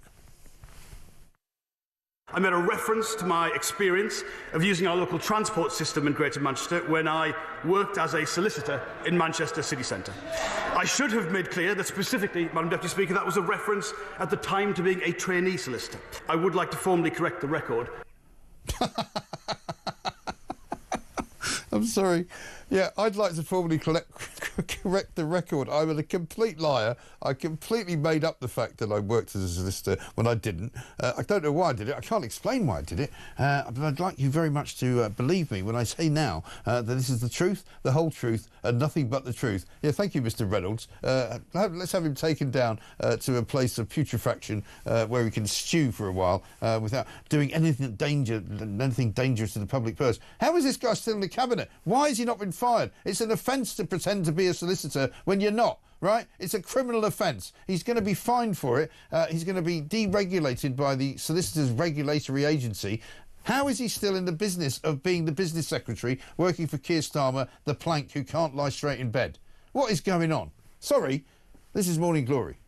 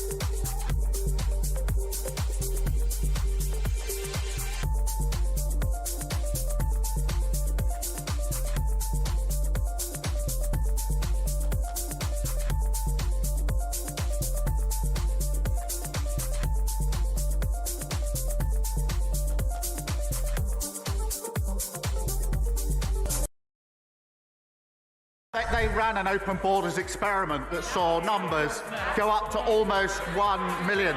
And the leader of the opposition was the cheerleader thanking herself for the lobbying that she did. The Rwanda scheme, yes, Mr. Speaker, £700 million of taxpayers' money to remove 4 volunteers. What a contrast. We've got the flights off, 19,000 people removed who shouldn't be here. As with the NHS, with prisons, the economy, everything else, we're clearing up the mess that they lost.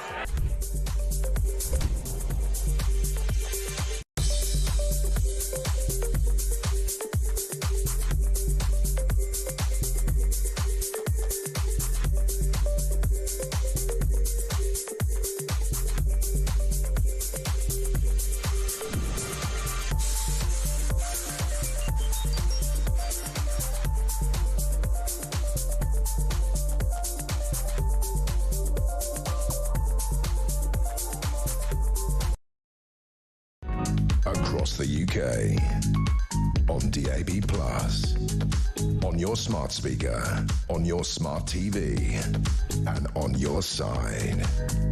This is Talk.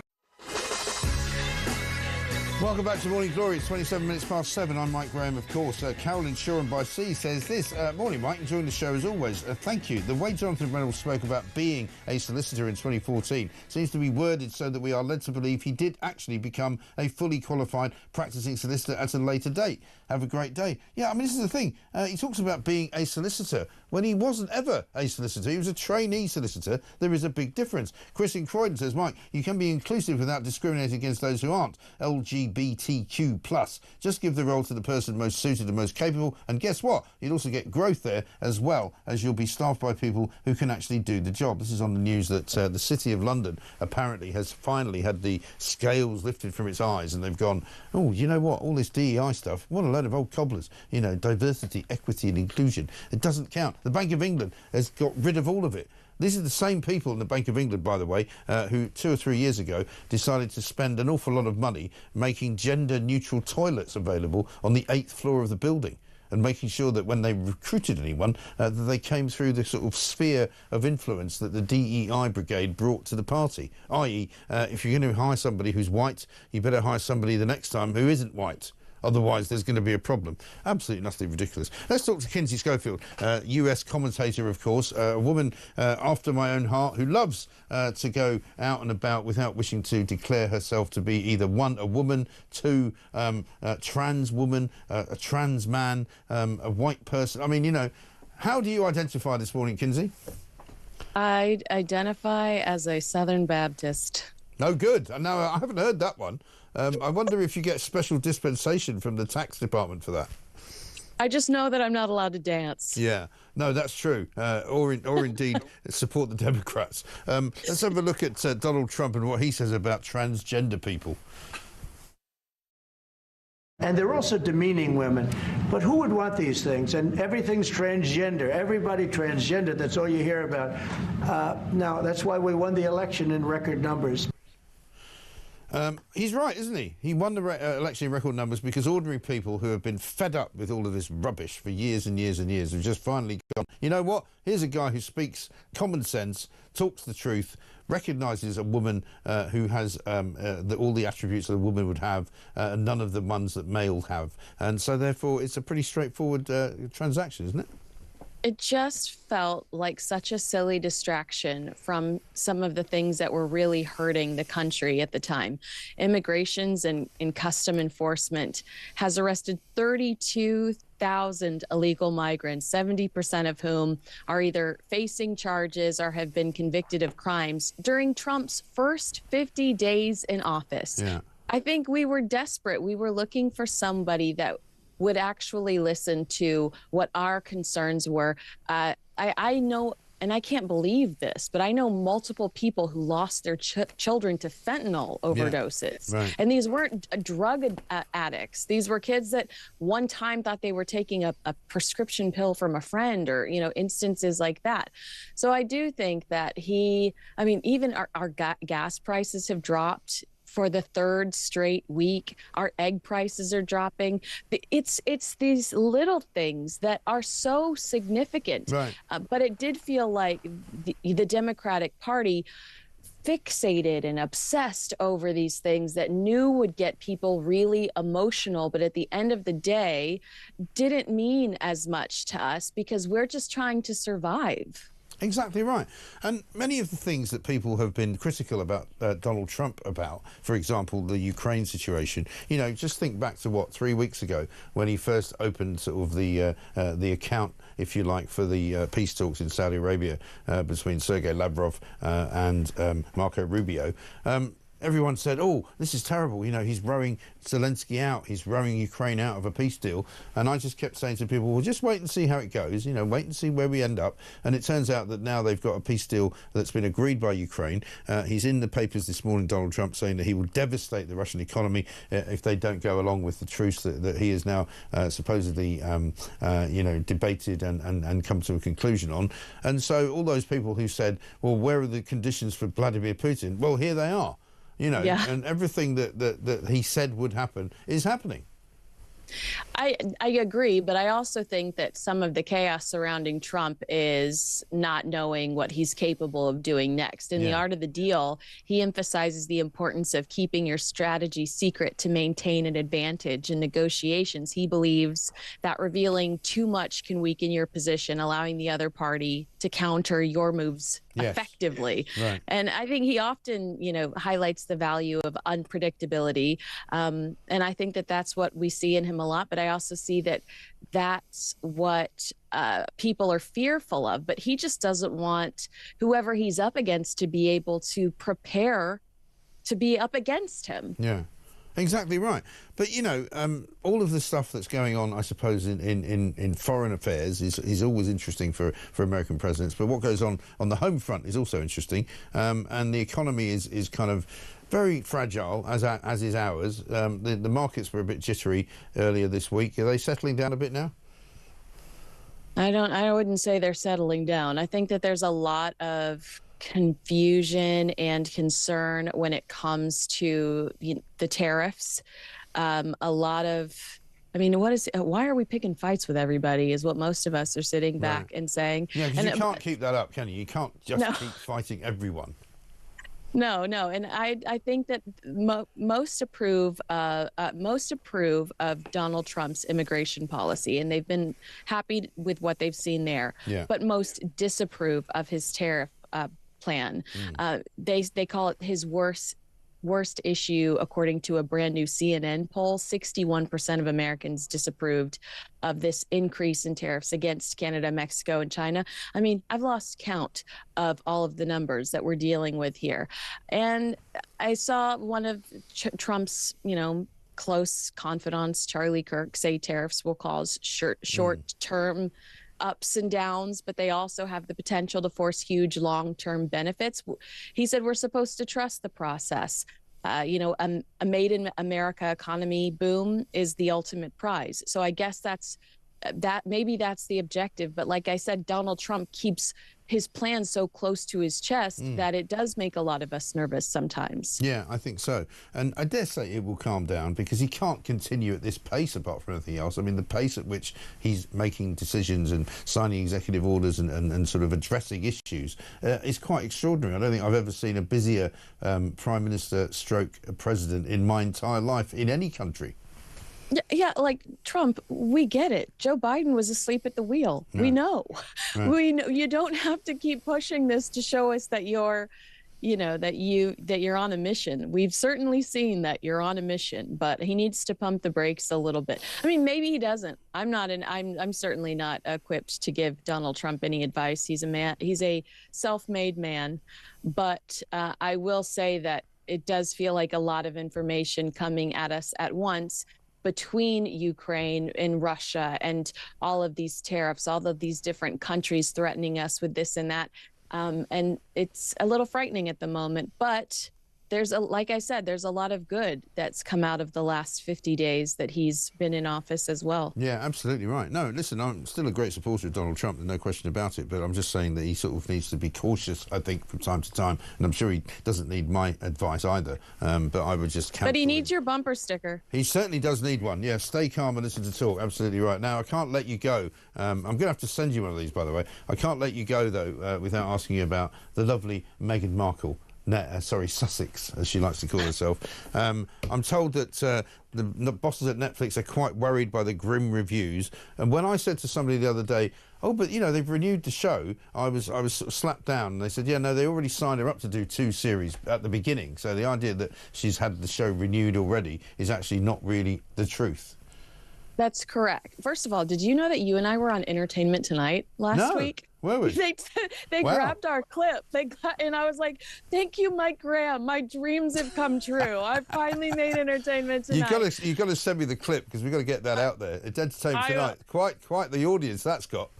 Well, we are considered the Meghan Markle critics. That's what they painted us as. Okay. But yeah, you're absolutely right. Did you know only 526,000 households watched Meghan's show within the first 5 days? Compared to Harry and Meghan's show, it was 2.1 million households. Yeah. So it's like 3 or 4 times more than people that watched Meghan's. And yes, contractually, Netflix agreed to give Meghan 2 seasons, which A, makes her not look like a failure or a loser, and B, gives them time to space these episodes out, so potentially there will be tangible somethings for us to inevitably purchase from this woman who's been teasing this stuff for over a year. And after showing us how to make ice cubes and move pretzels from one bag to another, I mean, what can we do and to look forward to the second series? What can she show us in the second series? I mean, goodness me.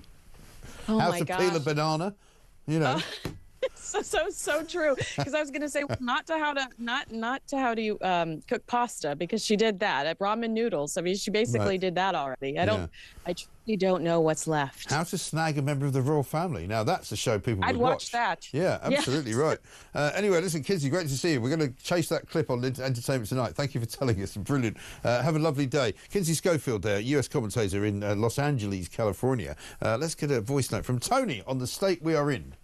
Hi Mike, it's Tony from Basingstoke here. I've noted you've got Isabel on with you, and she's just made a comment about the state of our streets and the rubbish everywhere. I had to take my car the other day to the outskirts of Reading to have a repair job done on it, and I was thinking exactly the same thing. I thought I was driving through a third world country, just rubbish strewn everywhere. It was just disgusting, and it's not just there, it's like you were saying, everywhere. We really are in decline in this country, and if we don't get a grip, we really will be losing it. Starmer, you need to get a grip. Yeah, you're absolutely right, Tony. I'll tell you what we're going to do, because you know how we like to involve you guys out there in the big wide world.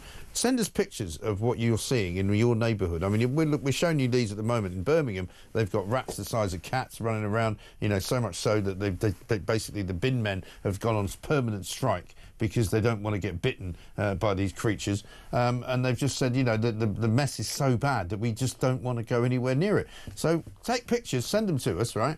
Along with pictures of you with your bumper stickers on the car. And just show us the state of your roads. Show us the state of your community. Show us the state of your town centre. Because I guarantee we will get loads of that. And we will publish them, we'll put them out on social media, we'll put them up on the TV, you know, let's take a view, because this country right now is going down the gurgler. Nobody's looking after anything, nobody's fixing anything, nobody seems to care. And I think that's really sad, don't you? I'm not sitting here trying to be difficult or a complainer, I'm not trying to be negative, but there's definitely something going wrong.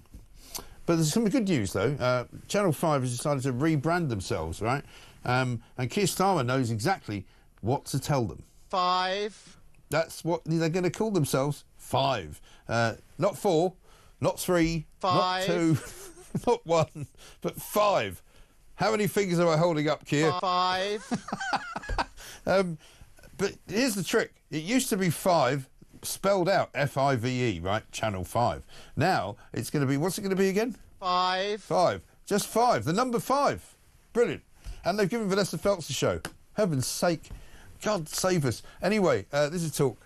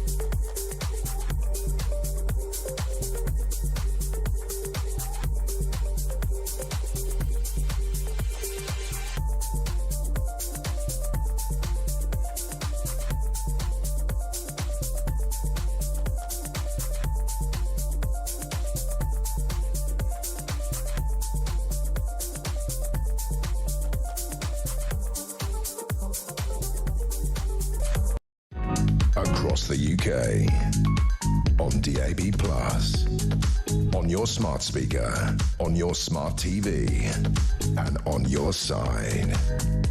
This is Talk.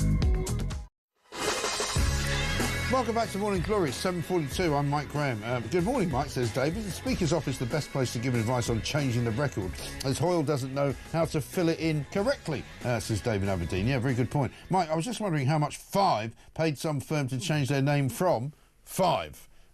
Great show. Yeah, I mean, it's interesting, isn't it? You know, I've got a great idea, marketing-wise. What's the name of the channel? 5.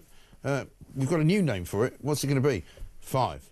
But this way, listen... It's cleverer than you think, because we're just not going to spell 5. We're going to just have a number 5. 5. 5. Let's get a voice note from Lisa. Morning, Mike. It's Lisa from Canterbury. Nice cold morning.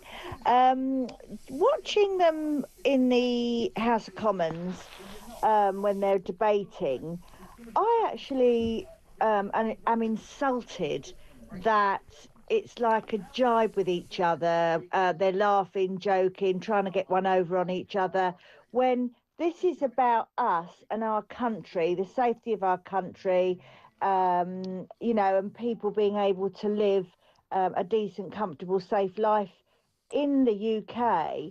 And it just seems to be like the Muppet Show. It's just jibes constantly. Nothing to me seems like it's being taken seriously when they're in there. I mean, I'm insulted actually by all of their behaviours.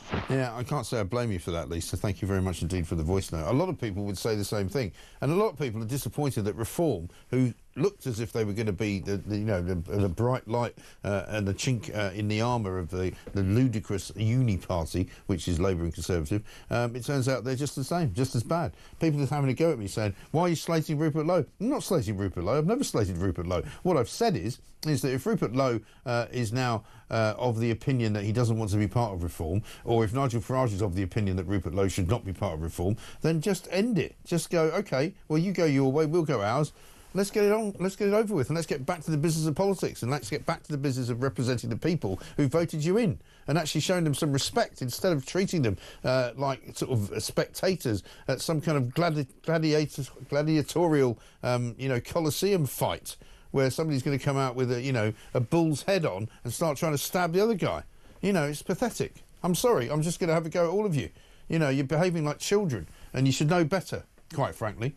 And it's as simple as that. I'm not having a go at Rupert Lowe. I'm not having a go at Nigel Farage. I'm just saying, get your act together. Simple.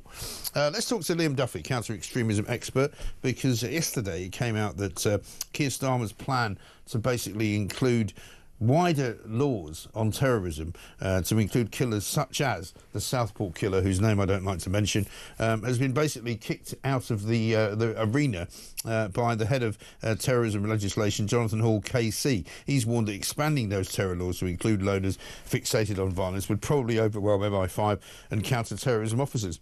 Liam, very good morning to you. I said at the time, surely it's pretty straightforward, this business, isn't it? I mean, it's pretty easy to know whether somebody's a terrorist or not, isn't it? It should be, yeah, but I mean, a lot of people are trying to expand the definition of terrorism, and it's been going on for a few years, not just in response to the Southport atrocity. But yeah, I'm with you. I think we spoke about this when Keir Starmer first made his comments. Yeah. But I'm with you. I think expanding the definition of terrorism would have been a really catastrophic move, so I'm glad that this has kind of been knocked back. Yeah, right. Because it seems to me that Keir Starmer basically hid behind the definition when he gave that press conference and gave that statement where he said, well, we couldn't call him a terrorist because the definition didn't describe that as what he did. And you kind of go, yeah, but he's a terrorist. You know that he was connected to an Al-Qaeda manual. You know that he had ricin. You know that he acted like somebody who was committing a terrorist attack. So therefore he's a terrorist. You don't have to hide behind the definition. So this is probably where we part ways. I agreed with you previously. I don't think there is enough evidence to call him a terrorist in the way, he had an Al-Qaeda manual, but I mean, he was also fascinated by all sorts of violence, war, genocide and stuff like that. And unfortunately, terrorist groups have a bit of a monopoly on that kind of content online. So he's obviously going to come across that. I do think that there was, the comments about the definition at the time were unnecessary. I think that Jonathan Hall's proposal to have a kind of offence separately for people who are planning an act of mass terrorism, my kind of gut instinct to that is, if there's an offence for preparing an act of terrorism, then why isn't there one for preparing an act of mass killing like that? So my gut reaction is that's a good move. And also it would mean that, there's been a lot of focus on the fact that he got 52 years, right? And there's a chance that he may see sunlight again. An expansion of the offence would probably avoid that happening as well. So in that way, that's a good move. Yeah, OK.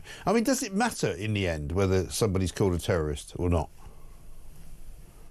It matters for our policy and response, yeah, because the terrorism, and this is where Keir Starmer got it wrong at the time, and a bunch of other commentators as well, was saying, this act terrorised, therefore it's a terrorist attack. But that's not the definition of terrorism. It needs to have a political and ideological component to it. And so far, I'm not saying that it won't come up in future, but so far I haven't seen the evidence that was the case in Southport. It does seem to have been an act of mass violence for the sake of it. So it is important to retain that. Otherwise we need a new definition for what terrorism is. There has to be that separation for violence, which is politically motivated. But there's a kind of code, isn't there? When we see acts of what we would assume would be terrorism in Europe, for example, in Germany, you see a car driving into a crowd of people and everybody just assumes, oh, that must be some Islamist terrorist.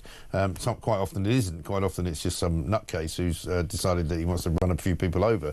But, so I suppose, what you don't want is to have it driven by the people who are watching, if you like, the members of the public who want to have their views kind of confirmed, if you like, that everything that happens which is done by an Islamist terrorist is in fact an Islamist terrorist.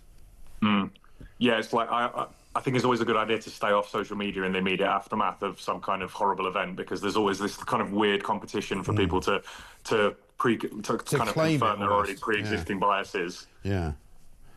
Yeah, exactly right, and that's why I guess I'm asking the question. And I'm not trying to be difficult here. I'm just wondering whether, if we can all agree that terrorism is born out of a sort of belief system and or an ideology and or an organisation, that's one thing. But you can also see that as we go forward, and since 9/11, we've got a lot more kind of individual nutters who would probably say they've been radicalised by Islamic fundamentalism, who would become terrorism. Like, for example, the guy who killed Sir David Amess in Southend. He was definitely a terrorist, even though he wasn't necessarily part of any actual organised group. Yeah, I completely agree with you there. And that's actually, I mean, you mentioned some of the Germany attacks. Yeah, there are certainly some people who seem to have just some kind of generalized grievance against society and they're just lashing out at it. But there are also people who are committing acts not necessarily connected to the kind of jihadist groups that we would have talked about a few years ago, ISIS, Al-Qaeda. They're just doing it out of it's still terrorism because they're doing it out of a kind of animosity for the West, for Western values, culture, democracy, and just, you know, anger and alienation at the society around them, but with a kind of religious and political flavour. So that certainly is terrorism. Yeah, absolutely. Liam, got to let you go because we're running out of time, but thank you very much indeed. Always interesting to talk to you. Counter-extremism expert Liam Duffy there. This from Ellie in Derby, or L in Derby. Great to hear Emma Webb, my favourite guest. I was once a trainee teacher and I'm now an actual teacher. Appreciate it's difficult to distinguish between the two, and that confusion could arise. Keep up the great work. Quite right too. Coming up, Baroness Claire Fox joins us. This is Talk.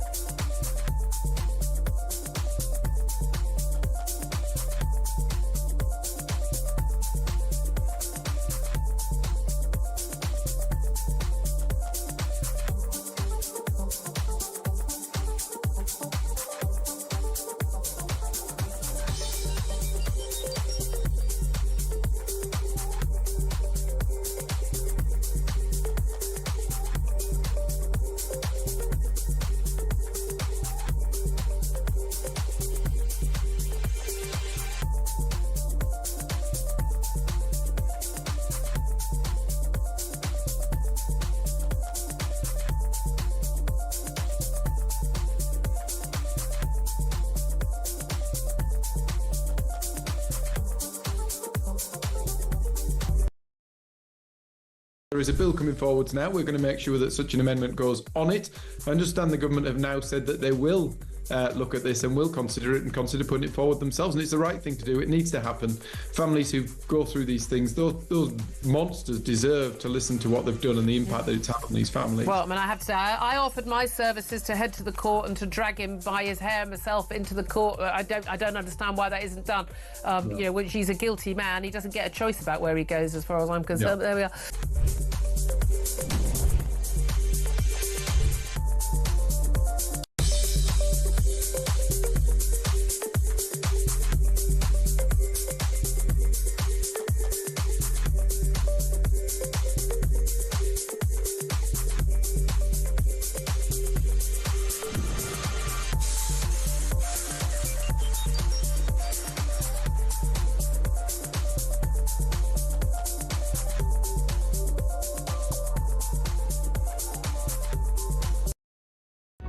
Across the UK, on DAB+, on your smart speaker, on your smart TV, and on your side.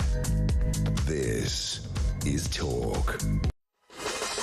Welcome back to Morning Glory, 7:54. The time is running fast this morning, I have to say, absolutely extraordinary. Jonathan Reynolds has finally come clean and admitted that he was never a solicitor, even though he actually says, while admitting he was never one, that he was one. I mean, can these people not get anything right? Absolutely extraordinary. Let's talk to Baroness Claire Fox, independent peer and director, of course, of the Academy of Ideas. Claire, very good morning to you. Good morning, Mike. So, I mean, here we are once again, waiting, sitting on the cusp of something. I'm not quite sure what, but a lot more people getting taxed. Keir Starmer saying he wants to attack the flabby state of Britain. We've been saying this morning that there's a sense in Britain that nothing works at the moment, and we need to sort of fix whatever the malaise is that's causing it. What do you reckon about that? I agree that we need to attack the flabby state. I was marginally, little frizzen of excitement when I heard Keir Starmer say there's going to be a big announcement changing the relationship between the state and the citizen. And it sounded as though he was going to almost like launch a kind of Doge-like attack on excessive civil service and so on and so forth. We've heard about them saying the civil servants get in the way. Oh, great, I thought. Anyway, having read into it, a bit more smoke and mirrors than that, let me tell you. Yes. They seem to be about to announce that they're going to use digital and AI tools to replace some of the work that civil servants do where they're wasting their time. Nothing wrong with that. They're going to sack loads of consultancy firms. Delighted to hear that. That sounds brilliant. But then you discover that actually they seem to not be going to sack any civil servants at all. No. And this flabby state is just changing where its flab goes. Right. Because they've got all this kind of apprenticeship scheme. I like the idea of jobs, of course, but then you think, oh, there's going to be more civil servants. They then say they're going to pay lots of digital civil servants to enact this work, but they're saying jobs won't go. And I think, what is this all about? And what we really need is the government to seriously do a Doge-like approach. I was delighted to hear that the Financial Conduct Authority have just decided, taking a bit of a while, that they are no longer going to implement their equality, diversity and inclusion project. That was a major victory for common sense, wasn't it? Massive victory for common sense, for free speech. We know that that's is a corrosive impact on workplaces. Why don't the government, if Starmer wants my kind of seal of approval, he could stand up and say we're going to get rid of every extraneous politicised role in the civil service, like EDI schemes. But of course, he's not going to say that at all. Right. That's the problem, isn't it? They talk a good game, and in almost every aspect of what they've done in government, they've not done what they said they were going to do. They were going to, put a cap on energy prices. They didn't do it. Energy prices have gone up. They were going to stop the boats. They were going to, smash the gangs. They haven't done any of that. They were going to, reduce the size of the state. They've made it bigger, even to the point where yesterday I discovered that they said, oh, we're going to do another bonfire of the Quangos. I mean, how many times have you heard that? And they've started another 27 of them since they've been in charge. Well, I was just going to say to you, I mean, here we are in a situation where, the Quangos discussion is a perfect one. If you only read the headline, you'd think, great, Labour are achieving what we know that they should do. Yeah. But actually, the real material changes are there are more Quangos, and they're setting them up daily. Right. But also, they say that we want more growth. We want more infrastructure, get rid of all of the environmental objections to that. And then you discover that next week, they are going to pour, in the next couple of weeks, concrete into the tunnels that have been created. The wells, I thought they'd already done that, actually. They started it, but they're finishing it off. Yeah. It's like a willful act of vandalism to ensure that you can never, in the future, ever involve yourself in fracking. Right. And the reason I'm saying that is because what's the point in standing up and saying we're going to have cheap energy? We're not going to get completely bamboozled by green energy. Yeah. We're going to have infrastructure projects and not let environmentalists get in the way. And then they give the authority to actually willfully close down a major infrastructure project that could supply us with cheap, efficient energy. So there is a massive gap between the rhetoric and the reality. Yeah. But I do want the state to become less flabby. So what we need to do is to say to Keir Starmer, and every time you have anyone from Labour on, say, what happened to your keep the state less flabby plan? Yeah. Well, listen, if I ever do come on, I will certainly ask them, but, they seem to have given up on that one for the moment, but that's another story. It's a bit like if you had a friend who said, I'm giving up smoking tomorrow, and the next time you see them, they're actually smoking more cigarettes than ever. That's what they're doing. This is Talk. That's the Labour government for you. See you soon.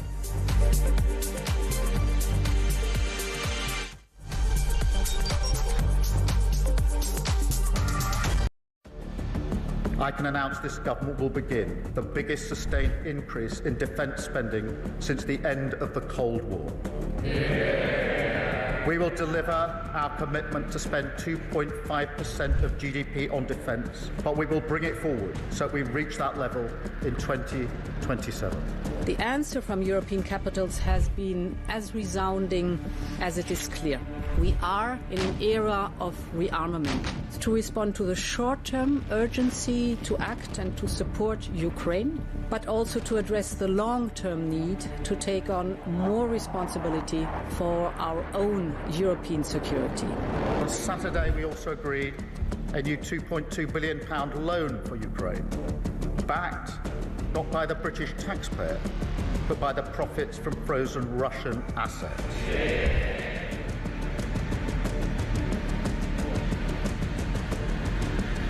It is my pleasure to bring from His Majesty the King a letter. He sends his best wishes and his regards, of course, but he also asked me to bear this letter and bring it to you.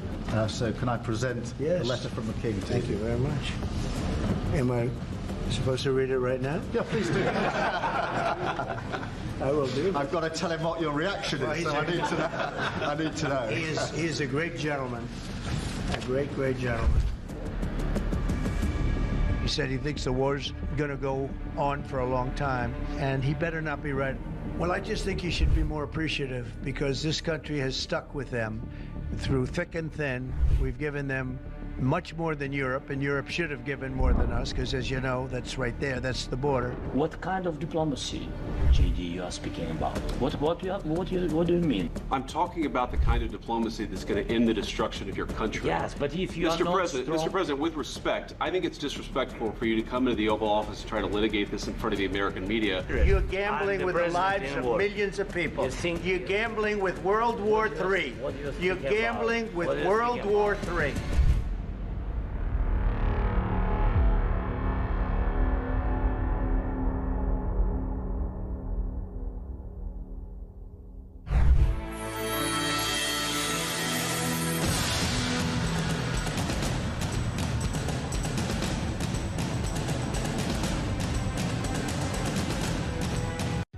Across the UK, on DAB+, on your smart speaker, on your smart TV, and on your side. This is Talk.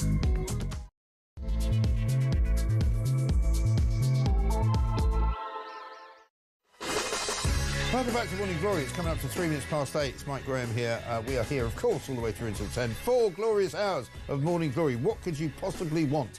We mentioned earlier that we're a bit concerned about the state of the nation and how dreadful it all is and how ghastly some of the communities in this country have become. Just with rubbish, with garbage, with mess, with people not looking after their own streets, with gardens overflowing with rubbish, with rats running around in Birmingham the size of cats, of course. We talked about it last week.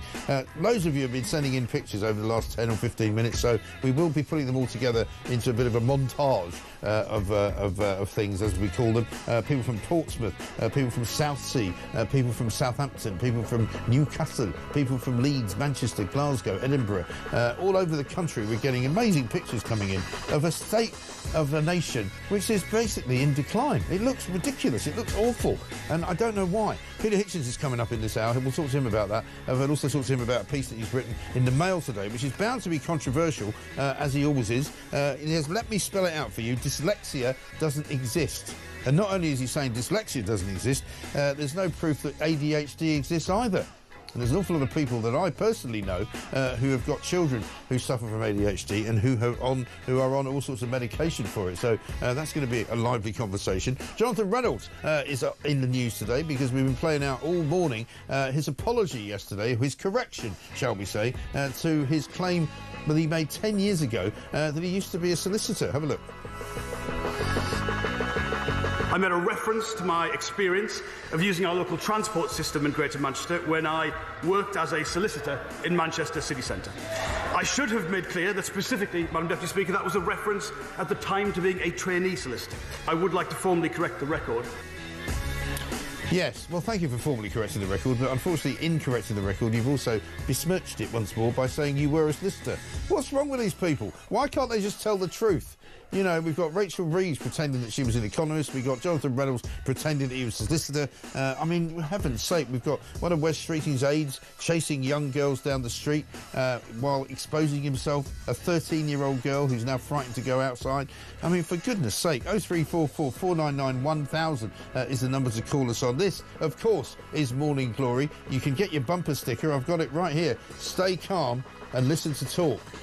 I know some people get very wound up by it, but just stay calm. Get yourselves over to talk.tv/sticker and order one. And soon you'll be able to join the merry throng of revolutionaries who know that this is the home of common sense and they're part of it. This, of course, is Morning Glory.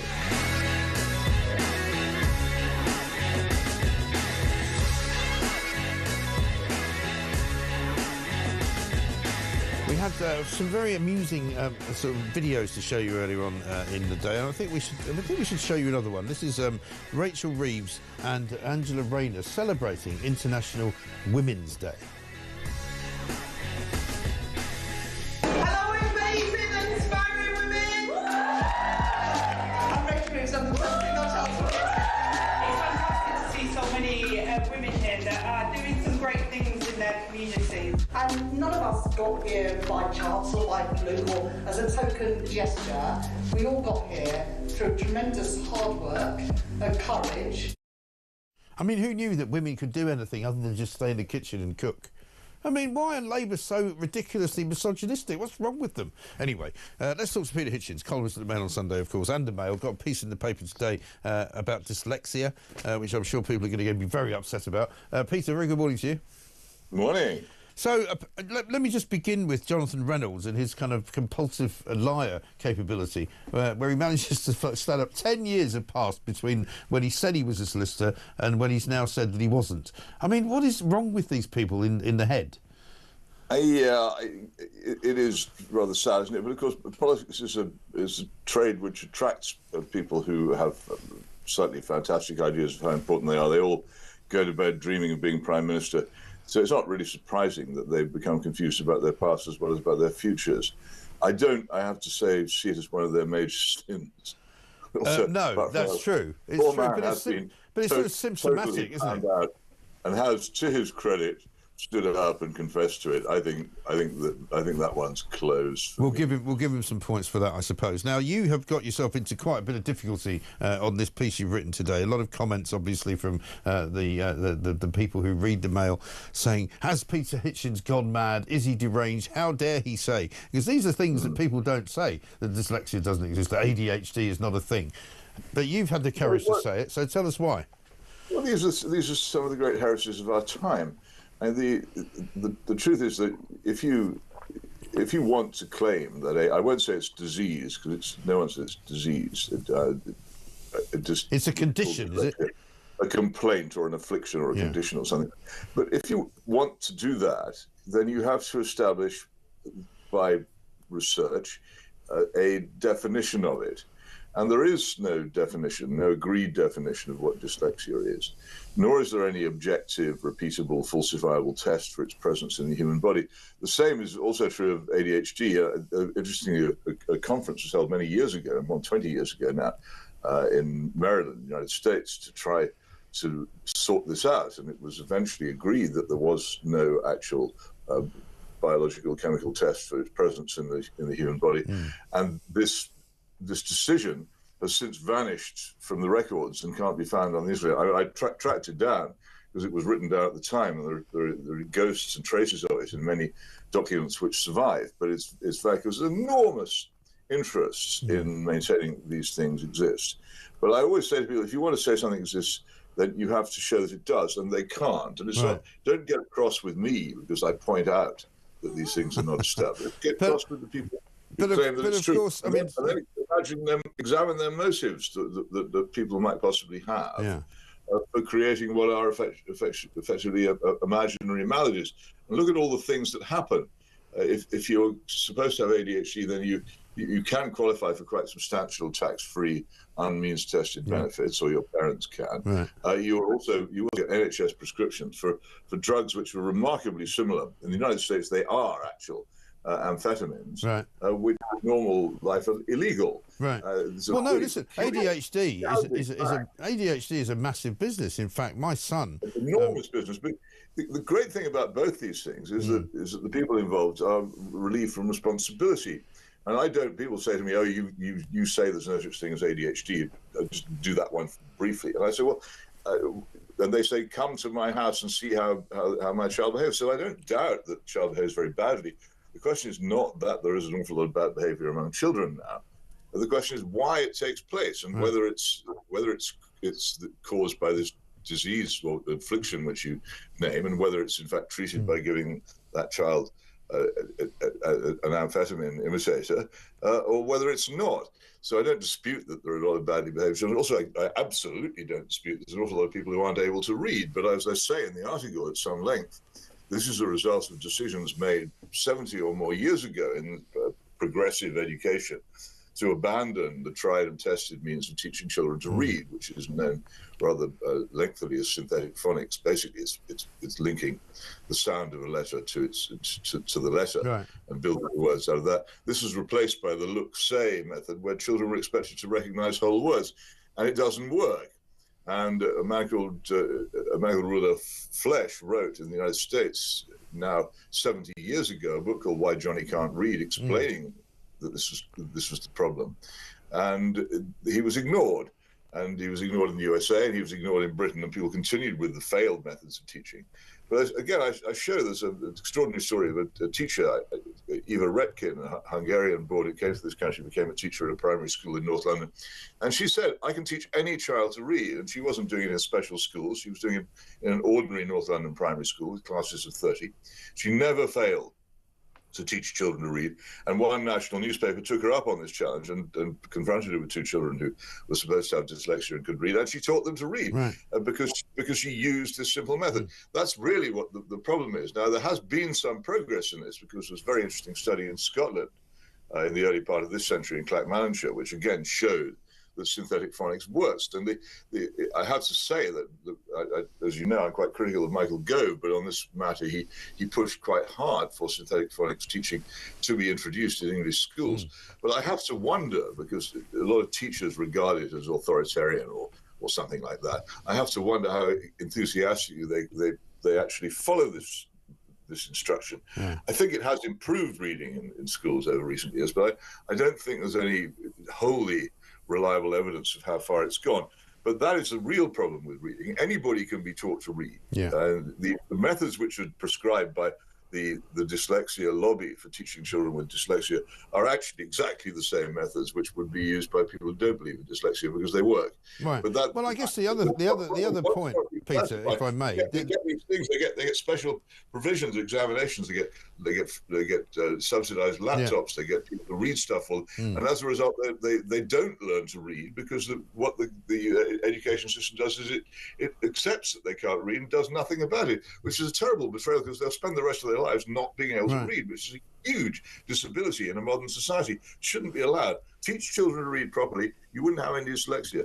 Yeah, I mean, that's the point, because if there was dyslexia and it made it impossible for people to read, then you wouldn't be able to change it. But you can change it, because some people who are dyslexic actually end up being able to read. I did a story when I was living in America about this guy who ran a sort of academy, a private school in somewhere near Philadelphia, and he guaranteed that if you gave him a child at the age of 2 or 3, he would basically teach him to become a virtuoso violinist that would speak Japanese and could, read the works of Shakespeare by the time they were 4. And he did. And I went and saw it, and it was quite extraordinary. And it wasn't, particularly brilliant children. It wasn't particularly rich children. It was any child who went there, and they were all playing the violin with, incredible skill. They were all speaking Japanese. And he said they're like a sponge. When you're 2 or 3 years old, you can literally teach them anything.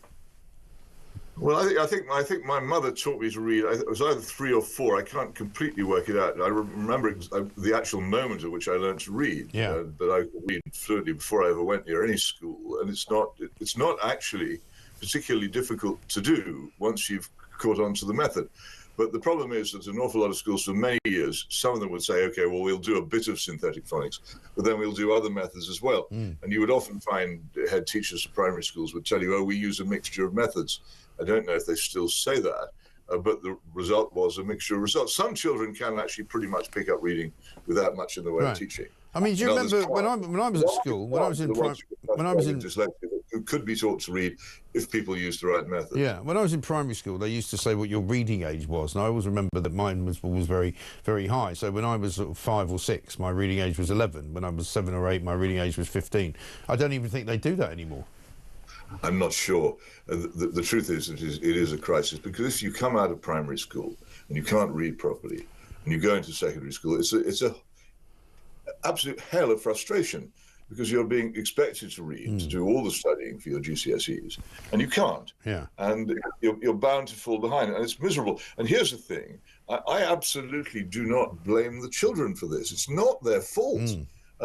People say, oh, children who can't read are dismissed as stupid. I would never do such a crazy thing. Yeah. It's not their fault. Anybody who knows about reading teaching knows that if they're taught properly to read, they can. If they're not, they're not. The thing that the dyslexia industry does is it takes responsibility away from the bad schools and the dogmatic teachers who won't do the job which we pay them for. And that's one of the reasons why it flourishes. And it's also one of the reasons why they get so angry with people like me, because I placed the responsibility back on their shoulders by saying, you ought to have taught these children to read. There's no reason why you shouldn't do that. We always used to be able to do it before the progressive methods were introduced. And we can go back to it. Yeah. But there's this extraordinary resistance. Even now, you will get left-wing academics trying to suggest that synthetic phonics is in some way a bad method of teaching children to read. I think they're just plain flat wrong and can be demonstrated to be. And teachers, dogged, skillful, determined teachers such as Eva Retkin, showed over and over again that any child can be taught to read if they're given the proper chance.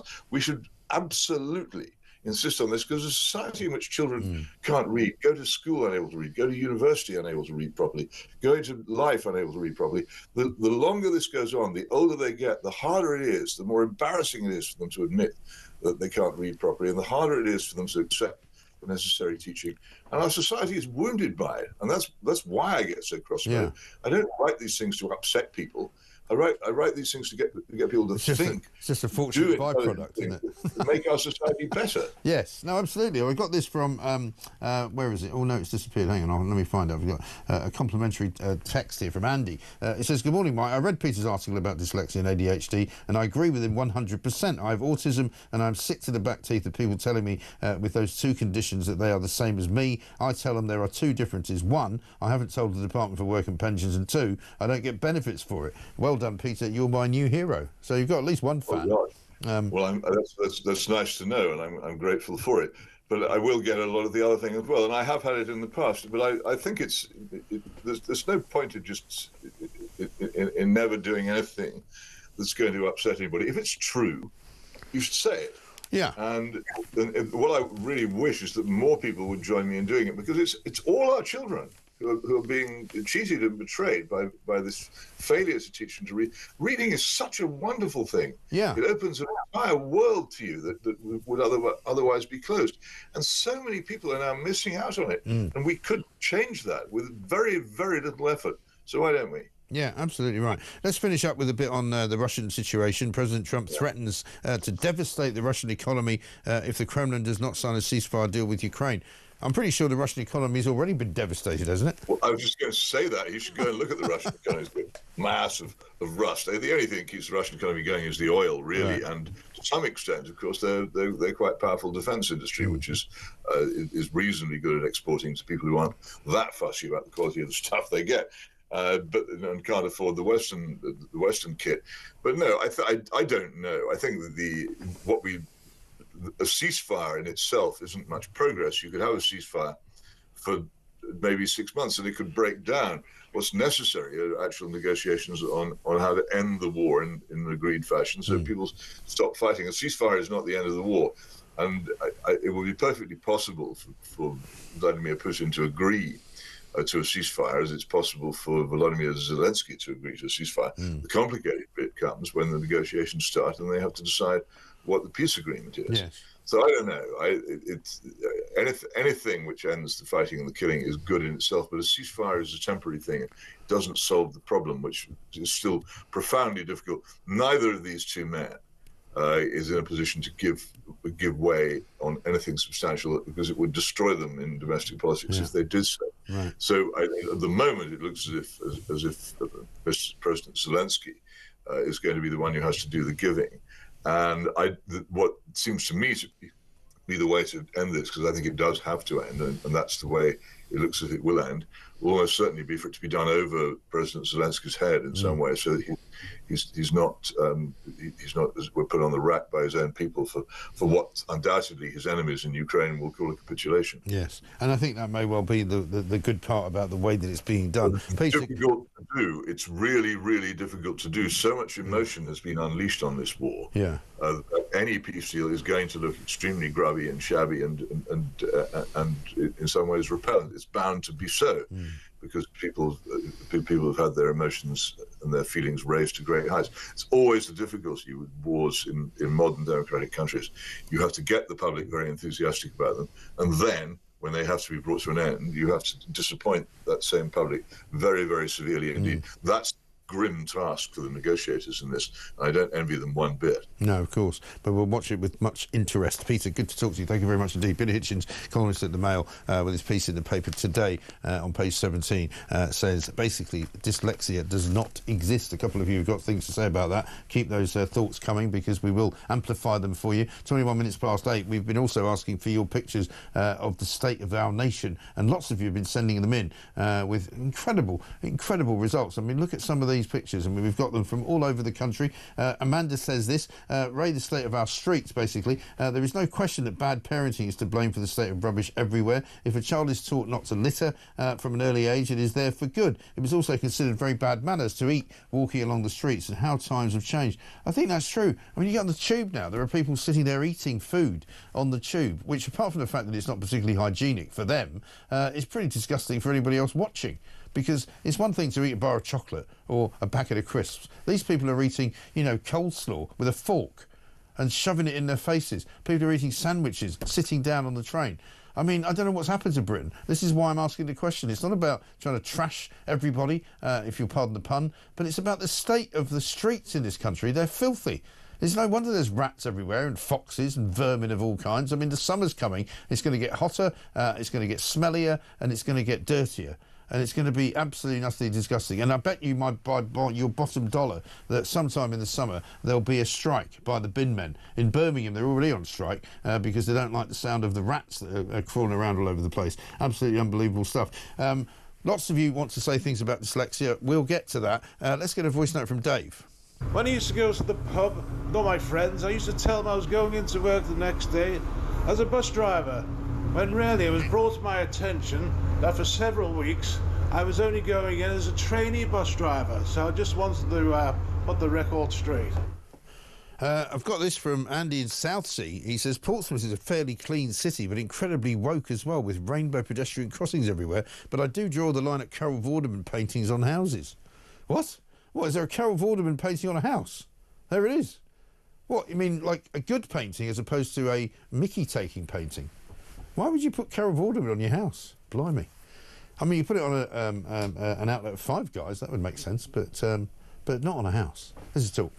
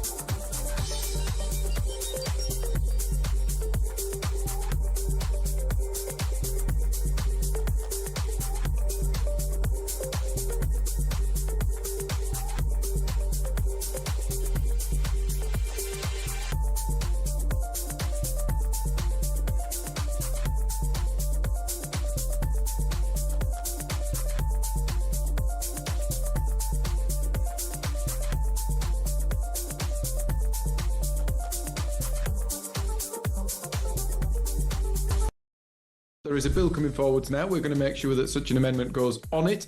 I understand the government have now said that they will look at this and will consider it and consider putting it forward themselves. And it's the right thing to do. It needs to happen. Families who go through these things, those monsters deserve to listen to what they've done and the impact that it's had on these families. Well, I mean, I have to say, I offered my services to head to the court and to drag him by his hair myself into the court. I don't understand why that isn't done. You know, when he's a guilty man, he doesn't get a choice about where he goes, as far as I'm concerned. There we are.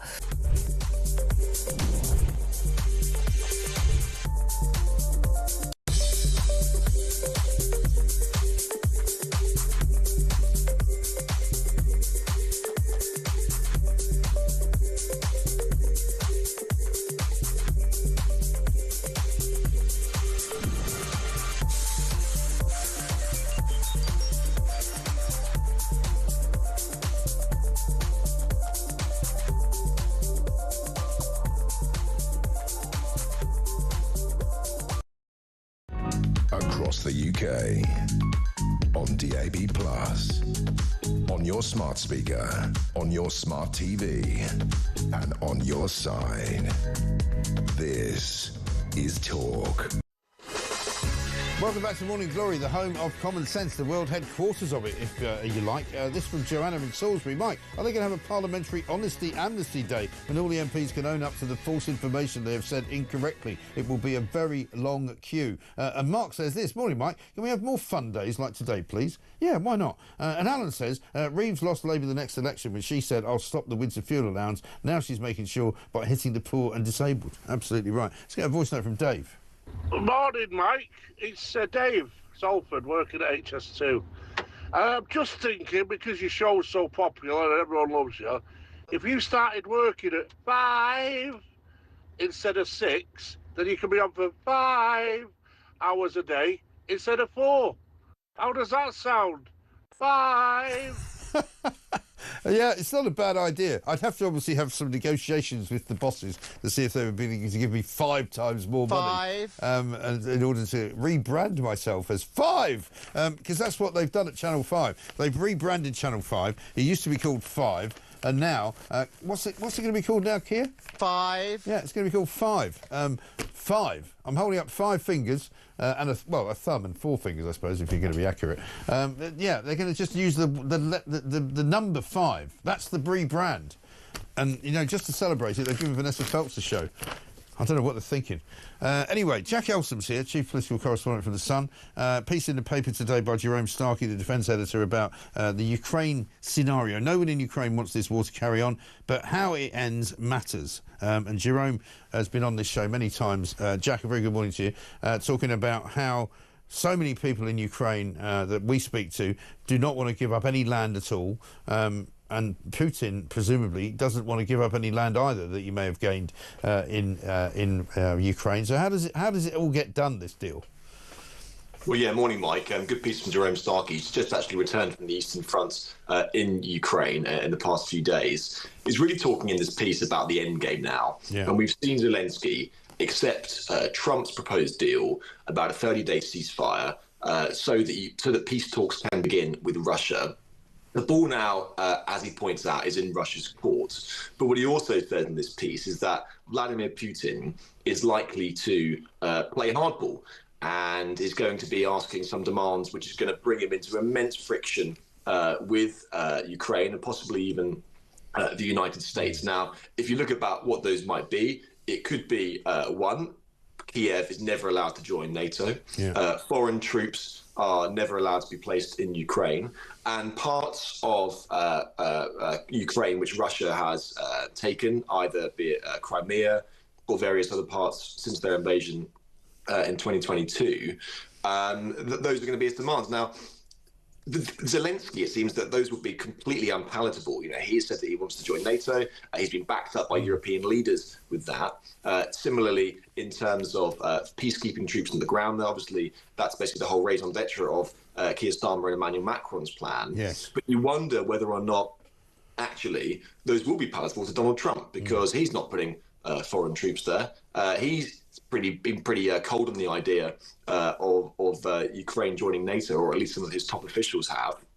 And you can probably see him carving out territory as well. So I think that as we approach this end game, all of the allies in the West are going to be drawn into more and more friction because Donald Trump seems to be pretty hasty in wanting to get an agreement done. He said he wants to end the war very quickly, but Zelensky obviously has more of a stake in this than the president. And so I think that as we approach these peace talks, it can get pretty ugly. Yeah, I guess so. I mean, one of the things that he says in his piece is that basically you're dealing with people who are incredibly treacherous, right?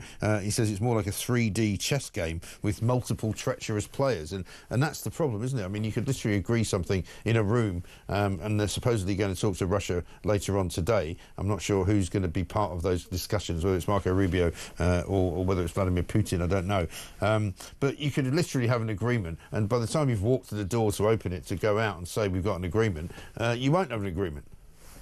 Oh, totally. And, the normal rules of global politics have been completely upended in the past few years.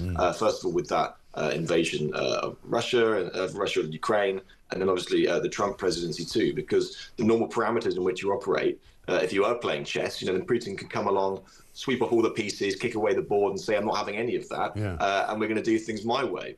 It really is difficult at the moment to see how this ends anytime soon, because like I said, I just think that there's so much differences between what Putin's going to want and what's going to be acceptable to Zelensky. Now, the only fly in the ointment, obviously, big fly in the ointment, is Donald Trump, who clearly is going to want to get this done pretty quickly. And we know that he's not afraid to strong-arm Ukraine in a pretty hefty way, whether or not that was choking off intelligence, stopping military aid going to the front line.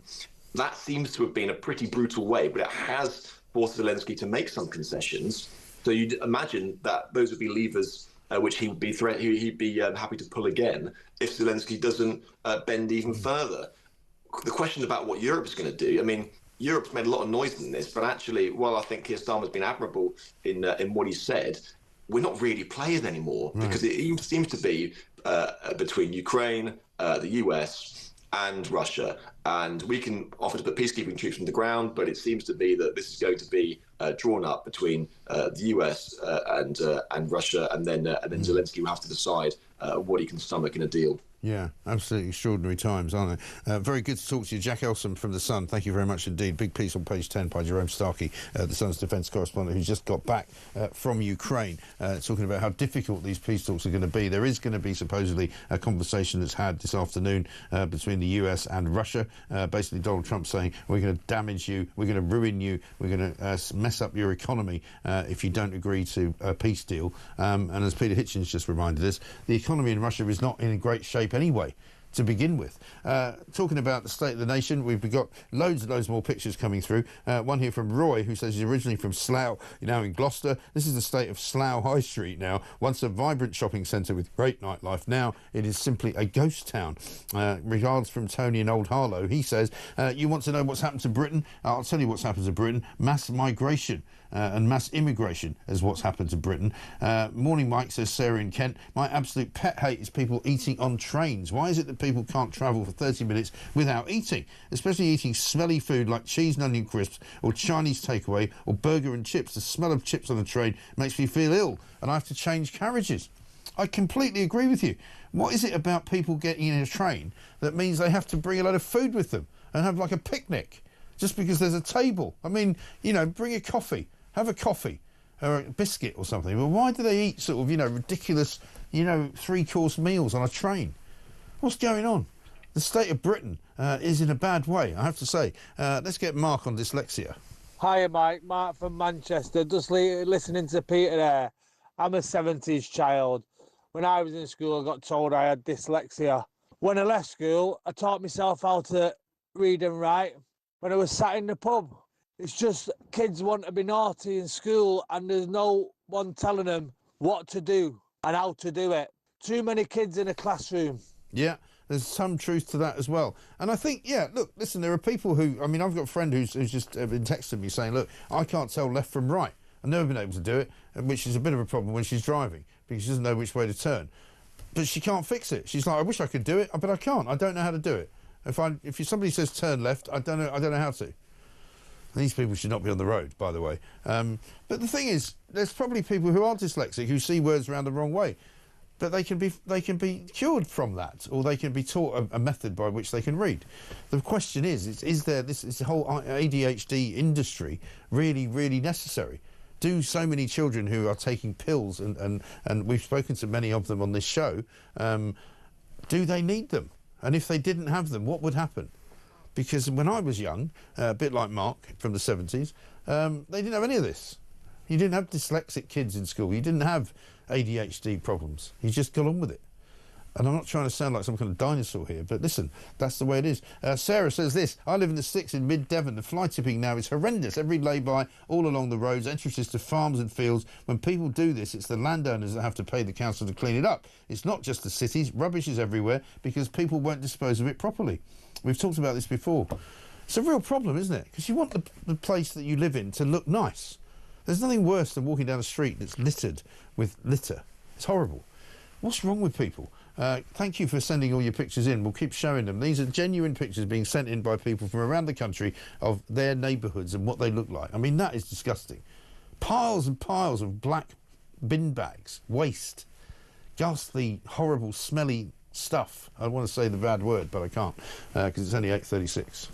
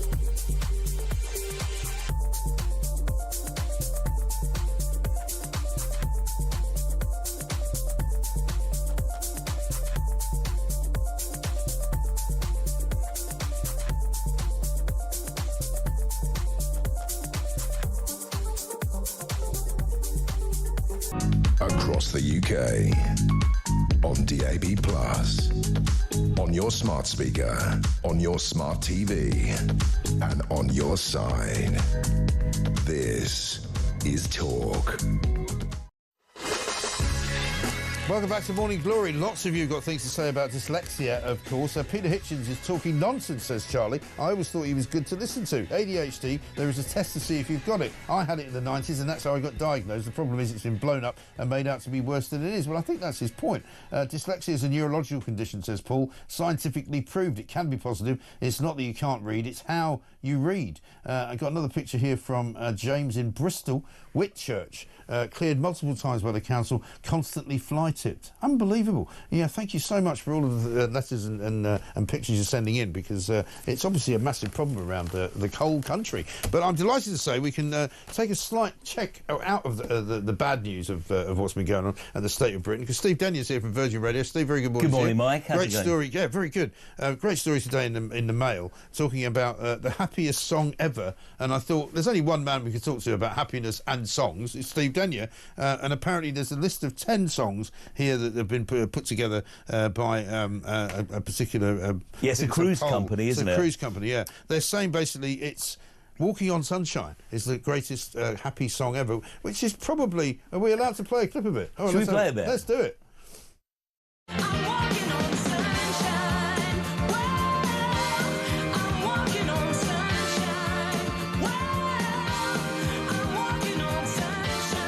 Mind you, that's a terrible video. It's awful. That's one of the worst videos. In like mid-November or something. And it's Tower Bridge just down the road from here, not far from where you live, actually. And people looking miserable. Maybe that's the point, but it is a happy song. It's a great song. You know the funny thing about this, Katrina, who came into Virgin Radio, hates it. Does she? It didn't. That was a song for them. They didn't believe in, and it wasn't until it got remixed, with the drums, that actually everyone fell in love with it. Right. By that stage, they hated it. But that is number one. Because there is nothing worse, is there, than trying to be happy. Like if somebody said to you, "Show me your happy face," you kind of go, and let's sing a happy song. Well, you can't just. It's like comedians when you say something funny. Yeah. And, they hate it, don't they? Forced fun, isn't it? Yeah. It's a great little chart. There's a top 50, the top 3, Katrina and the Waves, Here Comes the Sun, the Beatles, Pharrell Williams, Happy. Missing off this is probably Bill Withers, Lovely Day, which is a beautiful song. Something like the Style Council, if we're talking about Sunshine, and what else? King of Rock and Roll, Prefab Sprout. those songs you just want to turn the radio on. Yeah, I mean, it's sort of, I talk about the weather a lot on this show because I look out the window and go, oh, it doesn't look very nice. And when you hear songs like Walking on Sunshine, it makes you think of summer. It makes you think of, running the car. If you're driving, you've got the sunroof open, you go, oh, this is great. Any Beach Boys song really would do it for absolutely. me. I mean, they've only got one, California Girls. I mean, I would say Wouldn't It Be Nice is actually... the Beach Boys song, which is happier than Beautiful. that. I think God Only Knows is a great God Only Knows, summer's day. Absolutely. The other week we did, I invited you on, you very kindly came onto Virgin Radio Britpop. The Britpop and new you gave station, me your 10 tracks. Yes. I mean, lots of those you were choosing were... I was listening to them the other day, and the sun was out, at the weekend. It doesn't seem possible now that we're wearing T-shirts. Cold. But lots of those songs in the 90s that we're playing on Virgin Radio Britpop, on a good day, really put your head in a good space. It does. It's interesting, isn't it? Because I wonder, I thought, you're the person to ask this, is there a seasonal thing that goes on with music where, when you're at home, say on a Saturday night, as I often am, the fire's on, it's a bit cold outside, dogs lying there asleep, and you don't really want to hear songs like Katrina and the Waves. You want to hear something else. You want to hear something a bit more mellow and a bit more kind of, I don't know, wintry. I think you're right. I think certainly with this survey, people said that they like listening to summery music when it's not summery, to feel like summer's on its way. So it's like a mood enhancer. Right. I know that lots of radio stations, they change the playlist around when the weather's going to be good. Right. So suddenly you get, Will Smith's Summertime and all those kind of tracks that really work on summer's days. But I think music is a great mood enhancer. Yes. So on a morning like this morning where there's ice everywhere and it's 5 degrees, why not listen to Chris Evans, who's on at the moment. A bit later on, we'll play stuff like Katrina and the Waves. He's on great form at the moment, Chris, isn't he? He's very cheery. I see him after the show every day now, and he's very cheery. He's obviously on very much of an upbeat scenario going on. It's all the running, the healthy living. I'm trying to take a leaf out of this book, bit by bit, day by day. Beautiful Day, you too, as well. 17% of people like that. That's number 7. Summer of =69, Bryan Adams. Both fantastic songs, aren't they? Madonna's Holidays. I mean, am I allowed to say that Summer of '69, however, was butchered horribly by what's his face when he came in, the cricketer who came into the Halloween party that we had. Oh gosh, yes. And I've tried to wipe that from my memory. He absolutely killed it. However, you did. I did. Come on. The Oasis. We've got to mention that. Don't Look Back in Anger, which is a pretty good feel-good song, actually. You smashed it. I did. was like, is that Mike? I know. So you behind a mask. I was right. Like, I know. It was funny. Stuff. So, tell us more about Britpop. It's going now, isn't it? It's been on for a couple of weeks. We thought we'd do this. It's a pop-up station until at least October. Right. The countdown's onto this big Oasis gig reunion. Yes, I'm hearing we might have some tickets to give away. I hear the same. I can't say too much at the moment. I hear the same, along with a whole heap of money. But we've said too much already. So we've got this coming. Also, the crazy thing is, and you and I were talking about this year. It's 30 years since all those big Britpop albums came out. I know. So it seems like the second summer of love this year to celebrate. Well, I can't believe it. I said it to you on that conversation we had about Britpop, that I saw Oasis with my friend Donald McLeod, who was putting them on in Glasgow, and I think it was about 2004 or 5.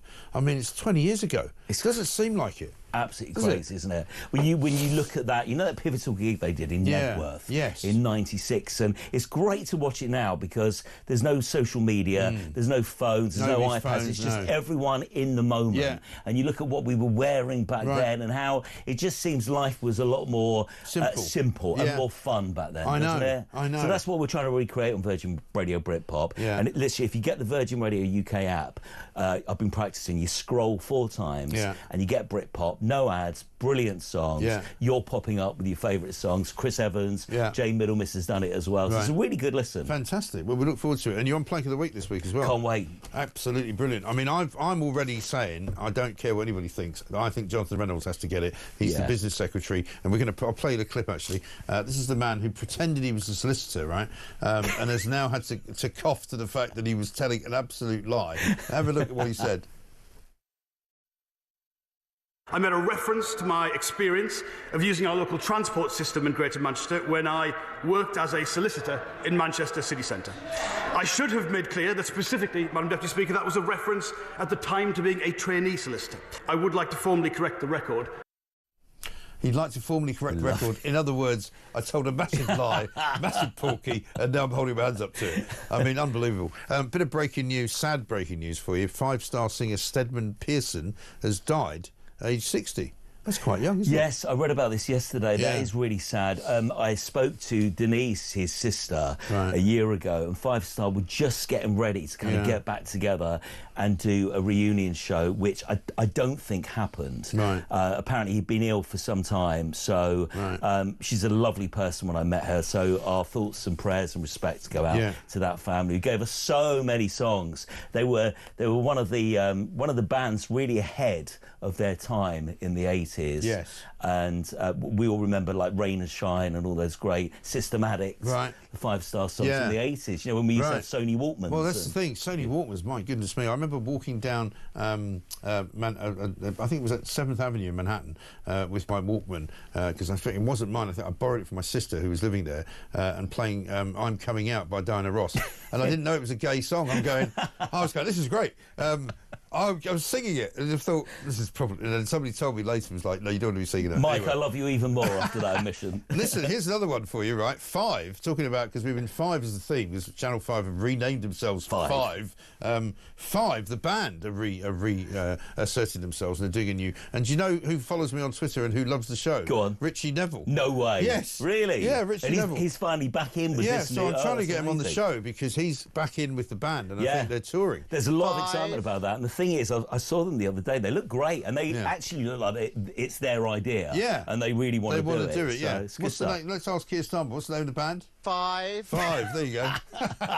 Brilliant. Steve, great to see you. We'll see you later on for Plank of the Week. It's 8:48. We've got a voice note from Damon on the State of Britain. Good morning, Mike. Damon from Wigan. I just want to let you know and all your viewers that for nearly 22 years I lived in West Bromwich, and during that time we had a problem with a house where the family was physically burying rubbish in the back garden. Didn't use the bins, just basically put the rubbish, dug a hole, put the rubbish into it, no bag, put it straight in, covered it up. So we all ended up complaining to the local council about this, and this complaint went on for quite a few weeks. In the end, we was told that the guy and the family was entitled to do it because it was for religious beliefs. I've got no idea what the religion was, but it was for religious beliefs. I just think it shows you the state of what Britain has come to, and this is not too long ago.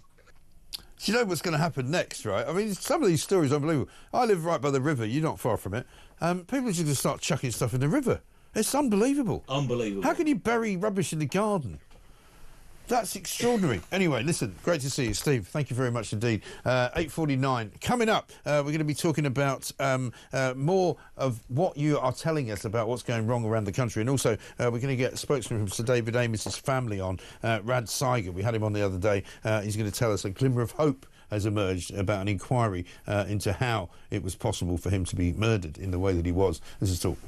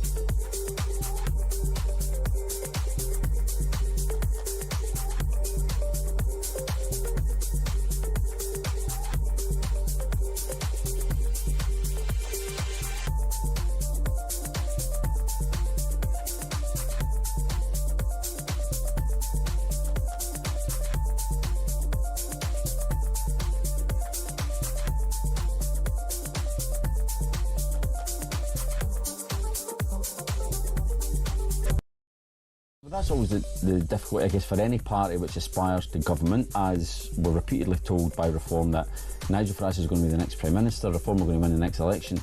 Well, you can't just win the election by speaking to your own supporters. You have to have a broad appeal to former Labour voters, Tory voters. I think maybe Lib Dems and Greens are probably just a wee bit out of reach for Reform under any circumstances. But, you know, you can't just keep going to the right, to the right, to the right and appealing to a pretty narrow section of society, because you have to have a broader appeal.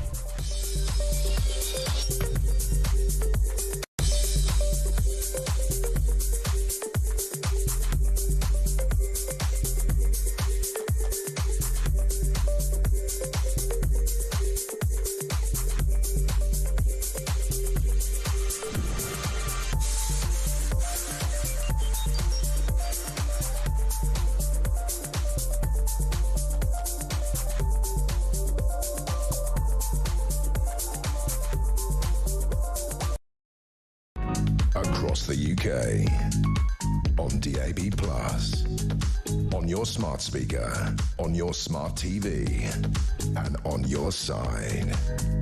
This is Talk. Welcome back to Morning Glory. It's Mike Graham here, 8:53. Coming up to the final hour of the show. Absolutely extraordinary times we're having. Incredible how fast the time goes. This from Anne in Wales. She says, Mike, in your clip where Labour congratulated themselves on being great women, why didn't they call themselves people with breasts, not women? Well, I don't know. And one here from Di, I think, who says this. Morning, when you speak to the numpty about dyslexia and ADHD, I have both and it is very real. It has been proved by MRI scans that dyslexic and ADHD brains work differently. Yeah, well, I'm sure that may well be true, and I'm sure that there will be many people who disagree with Peter Hitchens when he came up with that particular diagnosis. But there will be also people who do agree with him that it's gone a bit mad, and that more people than ever are now claiming to be dyslexic and or suffering from ADHD. Maybe they're not all correct. I don't know. Let's talk to Rad Saiger. We spoke to him the other day with Casey Amos, who is, of course, the daughter of Sir David Amos, who was so tragically murdered by an Islamist terrorist who had been with the Prevent programme, but who had been declared wrongly safe to be walking around in public. Let's have a clip of Casey after her meeting with the Prime Minister yesterday. Obviously it's disappointing because I was praying that the full public inquiry would be launched, and when I asked questions about why it can't be launched, he wasn't really able to answer them. He just said that my case was different to Southport but couldn't tell me how. But he said we can have a small glimmer of hope, and hopefully some of our questions can be answered. Those that aren't answered, we can come back and speak to him about. It just prolongs the heartache that we're going through. Obviously, the best possible scenario would have been a full public inquiry, but I guess we have to cling to that 1% hope that we can get the answers through a different means. And if we don't get those answers, maybe then they'll reconsider. Casey Amos, a very brave woman, fighting for her family, fighting for her the memory of her father, and trying to find out why the government and Keir Starmer won't do a proper inquiry, as they are doing into the Southport killings, into this particular murder. Rand, a very good morning to you. Hey, Mike. Thanks very much for joining us. We haven't got a great deal of time, I'm afraid, but tell us what the next move is now, because Casey there looked a little bit disappointed, but at least the Prime Minister saw her. But what can she do next? Yeah, look, the lawyers and I are feeling very positive today. Mike, you know, it takes a lot of hard work to shift a government's position. So the reality is the government want to work with us to undertake some further reviews with independent reviewer, Lord Anderson, KC. Yeah. If that then gives the family the answers that they want, then all well and good. It will not give the family the answers that they want. And what Sir Keir agreed to yesterday was for us to come back at the end of that process. And if we don't have the answers that we want, then he will take another look at it. So the door was closed on Monday when we were told there would not be an inquiry. Yesterday, the position was shifted and the door is ajar. So from the family's perspective, of course, they wanted that big announcement yesterday that there would be a public inquiry. You can hear the raw emotion in Katie's voice. From our perspective and her advisor's perspective, and Mike, you'll know this as well, getting anything anybody in government to shift a position is an achievement, and that's what we got yesterday. Absolutely. I mean, lots of people, last time Katie and you were on, said to me, and some of it was on social media, you know, what is it that Katie wants to achieve from this? And I thought to myself, well, maybe you need to tell us what that is. I think it's a very legitimate thing that you want to do. You want to find out how this could have happened, so in order for it not to happen again, I presume. Well, look, any family who loses a loved one in these circumstances is entitled to understand if this was a preventable death. Yeah. Why wasn't it prevented? Any family is entitled to that. But this wonderful family aren't just thinking about themselves. They're thinking about you and I and your viewers, Mike, because this goes to the heart of our democracy. And if an MP can't be safe in his constituency, what hope is there for the rest of us? So this is not about money. There's no compensation here for this family. This is a search for the truth and what can be done better if God forbid this ever happens again. Yeah, absolutely right. Good to talk to you. Wish you luck, of course, Rad, and let us know when you get a new development, and we'd be very happy to accommodate you and Casey as well. Give her our best too.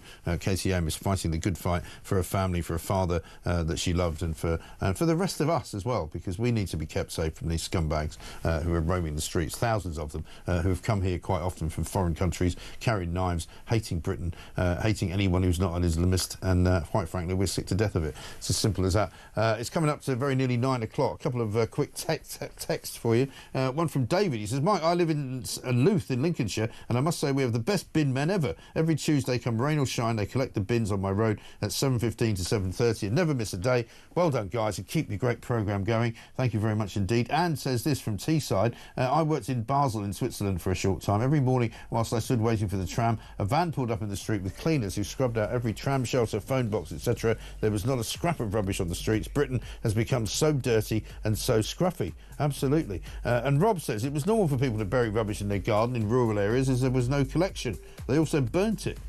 Really? But the eco-police jump on you now, so if you do it, and so townies who move to the country treat you with scorn. Well, you shouldn't be burying rubbish. You know, take it somewhere. I mean, I've burned things. You can burn paper. You don't burn rubbish. It's not South African township time, is it? Crikey. Anyway, coming up to 9 o'clock, we've got Gareth Davies MP, Shadow Exchequer Secretary to the Treasury. We'll ask him what's going on with Jonathan Reynolds. I say he's Plank of the Week. This is Talk.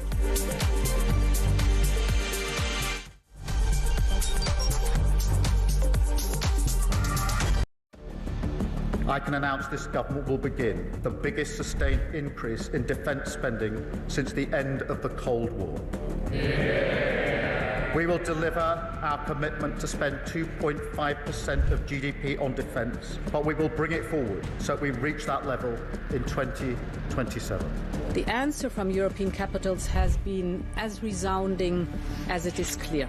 We are in an era of rearmament to respond to the short-term urgency to act and to support Ukraine, but also to address the long-term need to take on more responsibility for our own European security.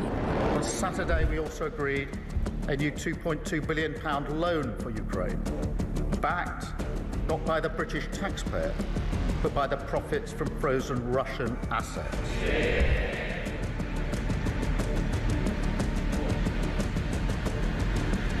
It is my pleasure to bring from His Majesty the King a letter. He sends his best wishes and his regards, of course, but he also asked me to bear this letter and bring it to you. So can I present the letter from the King to Thank you very much.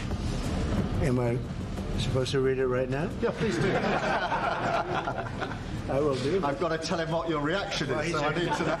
I need to know. He is a great gentleman. A great, great gentleman.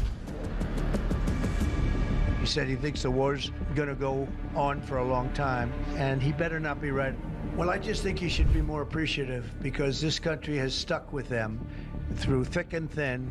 We've given them much more than Europe, and Europe should have given more than us, because as you know, that's right there, that's the border. What kind of diplomacy, JD, you are speaking about? What do you mean? I'm talking about the kind of diplomacy that's going to end the destruction of your country. Yes, but if you are not Mr. President, with respect, I think it's disrespectful for you to come into the Oval Office and try to litigate this in front of the American media. You're gambling with the lives of millions of people. You're gambling with World War III. You're gambling with World War III.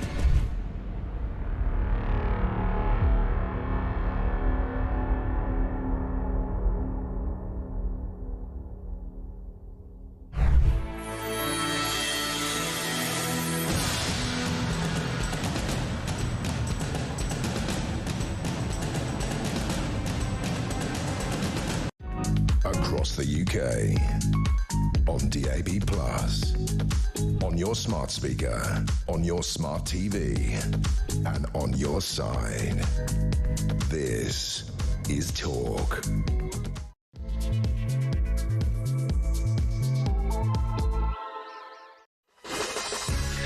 Welcome back to Morning Glory, coming up to 3 minutes past 9, the final hour of the show. We've got lots to do this morning, loads of things coming into us, from the difference between rubbish, the difference between clean streets, dirty streets. I've just had a message from somebody who's at Birmingham New Street Station who said they've just witnessed two crackheads having a fight.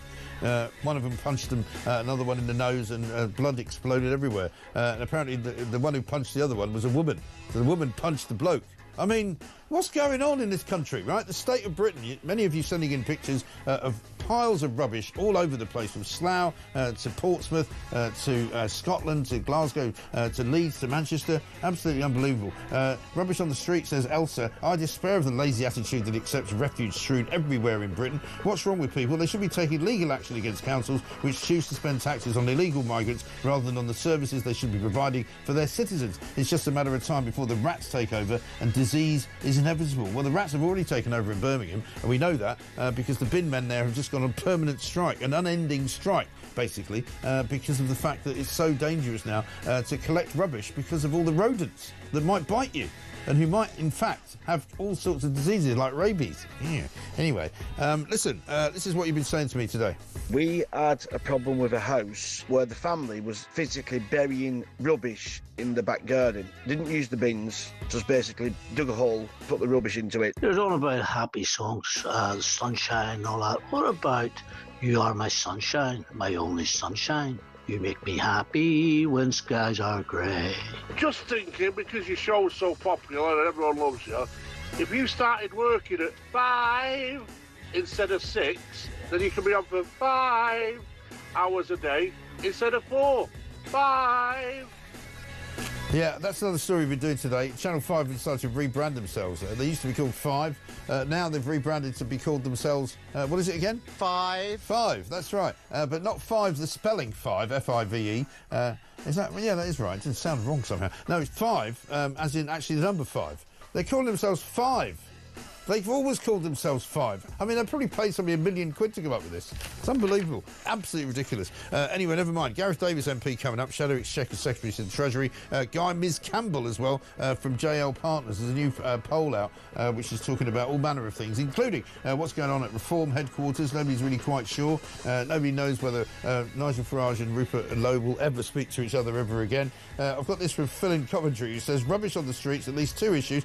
British children have no discipline, their children have less discipline, and so on and so on. Secondly, some immigrants that come to our country come from places where it's that bad. There is no going back now. It is far too late. Well, that may well be true. Jonathan Reynolds has come out and basically apologised for saying that he used to be a solicitor because he never was one, even though in his apology he continues to say that he was a solicitor. We're going to talk about Tesco giving away free food. Cheltenham's on, of course, snowing yesterday. More news from that, as well as what Starmer's saying about turning the civil service into AI robots. Well, he should know. He's the robot expert, isn't he? Fixing the foundations. 5. Gareth Davis is here, Shadow Financial Secretary. Gareth, I've got to start with Jonathan Reynolds, I think, because finally Jonathan Reynolds has admitted 10 years late, as far as I'm concerned, that he actually never was a solicitor, never should have said he was a solicitor, and now is very sorry and wants to correct the record. Have a look. I made a reference to my experience of using our local transport system in Greater Manchester when I worked as a solicitor in Manchester city centre. I should have made clear that specifically, Madam Deputy Speaker, that was a reference at the time to being a trainee solicitor. I would like to formally correct the record. Well, he's formally corrected the record by saying when he was a solicitor, which is actually incorrect. So I'm not quite sure what Jonathan Reynolds' problem is. I don't know whether you know him, Gareth. Why can't he tell the truth? Well, there's a bit of a pattern emerging. So Rachel Reeves worked in a complaints department and said she was an economist, and now we found out that Jonathan Reynolds was claiming to be a solicitor, not just in the House of Commons, by the way, but on his LinkedIn profile and across different other platforms and outlets, and now he's had to correct the record. But I think he needs to correct the record in all the other areas that he claimed to be a solicitor. And by the way, I think it's against the law to claim that you're a solicitor when actually you're a trainee. And it's actually more worse. Questions to answer. And if I was going to say, sorry, it's actually worse than that, because Luke Johnson put out a tweet, I think, about a month or so ago, saying that he sat next to him at dinner at one place or another, where he spent a large amount of the time waxing lyrical about what he used to do when he was a solicitor. And you kind of think, well, is this guy some kind of pathological liar? Because it doesn't sound to me like he should actually have a responsible job in the cabinet, if that's his deal. Well, I think that Robert Jenrick's been very strong on this and saying that Keir Starmer needs to act and he needs to be clear on, you know, if he's such a stickler for the law, he's a lawyer, not a leader, as we know, as Kevin's said consistently. You know, what are you going to do about this? This is a business secretary, a cabinet minister who's claiming to be something that he's not. It's up to Keir to take action on that. Yeah, absolutely right. Let's talk about one of the big stories on the front pages this morning. Record 5 million people forced to pay higher rate tax. It's in the Daily Mail. It's basically, they're describing it as a stealth raid on middle-class workers, and it's an extra 680,000 people dragged into the 40% tax bracket compared with a year earlier. That's a big number, isn't it? Yeah, taxes are going up, as we know, but already I think it's an underappreciated fact, as the report was setting out. I think 2% of the population, the top earners, pay for about 34% of all taxation, and so taxes are already too high. We know they're going up under this Labour government. They went up under us, and we're the first to admit that, because we had to pay down the debt that we accrued during COVID, but we'd already started to decrease taxation. You'll remember we cut national insurance twice before we left office and had plans to go even further. This Labour government have reversed that. They're going in the opposite direction. And people out there are hurting as a result. It's, you know, inflation's going up, taxes are going up, people are feeling poorer as a result of this Labour government already, and it's only been 6 months. Yeah, it really is unfortunate, isn't it? And of course, a lot of companies are now getting ready for what's going to happen in April when national insurance contributions go up. I've been speaking to people all week really about this, and many companies are just laying people off or putting people on 0 hours contracts in order to avoid paying the extra money. So it's bad news all round for the economy, isn't it? Well, inflation, as I mentioned, we went through a really difficult time when Putin invaded Ukraine. Inflation went up because wholesale gas prices increased, and they went up across the world. We managed to take difficult action and get that down to 2%. That's what Labour inherited, and it's now up to 3%. Right. But added to that, we've got this situation where national insurance contributions are increasing, and businesses are, as you pointed out, making difficult decisions about whether laying off people or freezing hiring. That's going to stall our economy. It's one of the reasons why the OBR have downgraded growth as a result of Rachel Reeves's budget. So it's just not good enough. She needs to come to the House of Commons in 2 weeks' time, hold an emergency budget to reverse the damage that she's done. Yeah, I mean, I think that is the big problem, isn't it? Because the damage that's being done on a daily basis and a weekly basis, and perhaps now on a sort of seasonal basis, is very bad news, particularly for the hospitality business. People that I speak to who run restaurants and bars are very nervous about what's going to come in the next few months.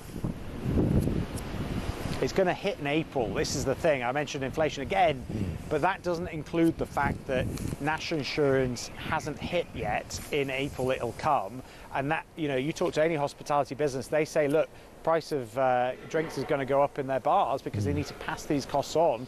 Otherwise, they're going to have to cut staff. And so that's going to fuel more inflation. It's going to keep rates higher for longer. That's going to kill growth. Yeah. It's just a really disappointing situation, having gone through all that pain, all the difficulty of the pandemic and the war in Ukraine, coming out with fastest growth in the G7. We've got inflation down. Labour have reversed that, and then he's going around today trying to say that he's going to cut the size of the state.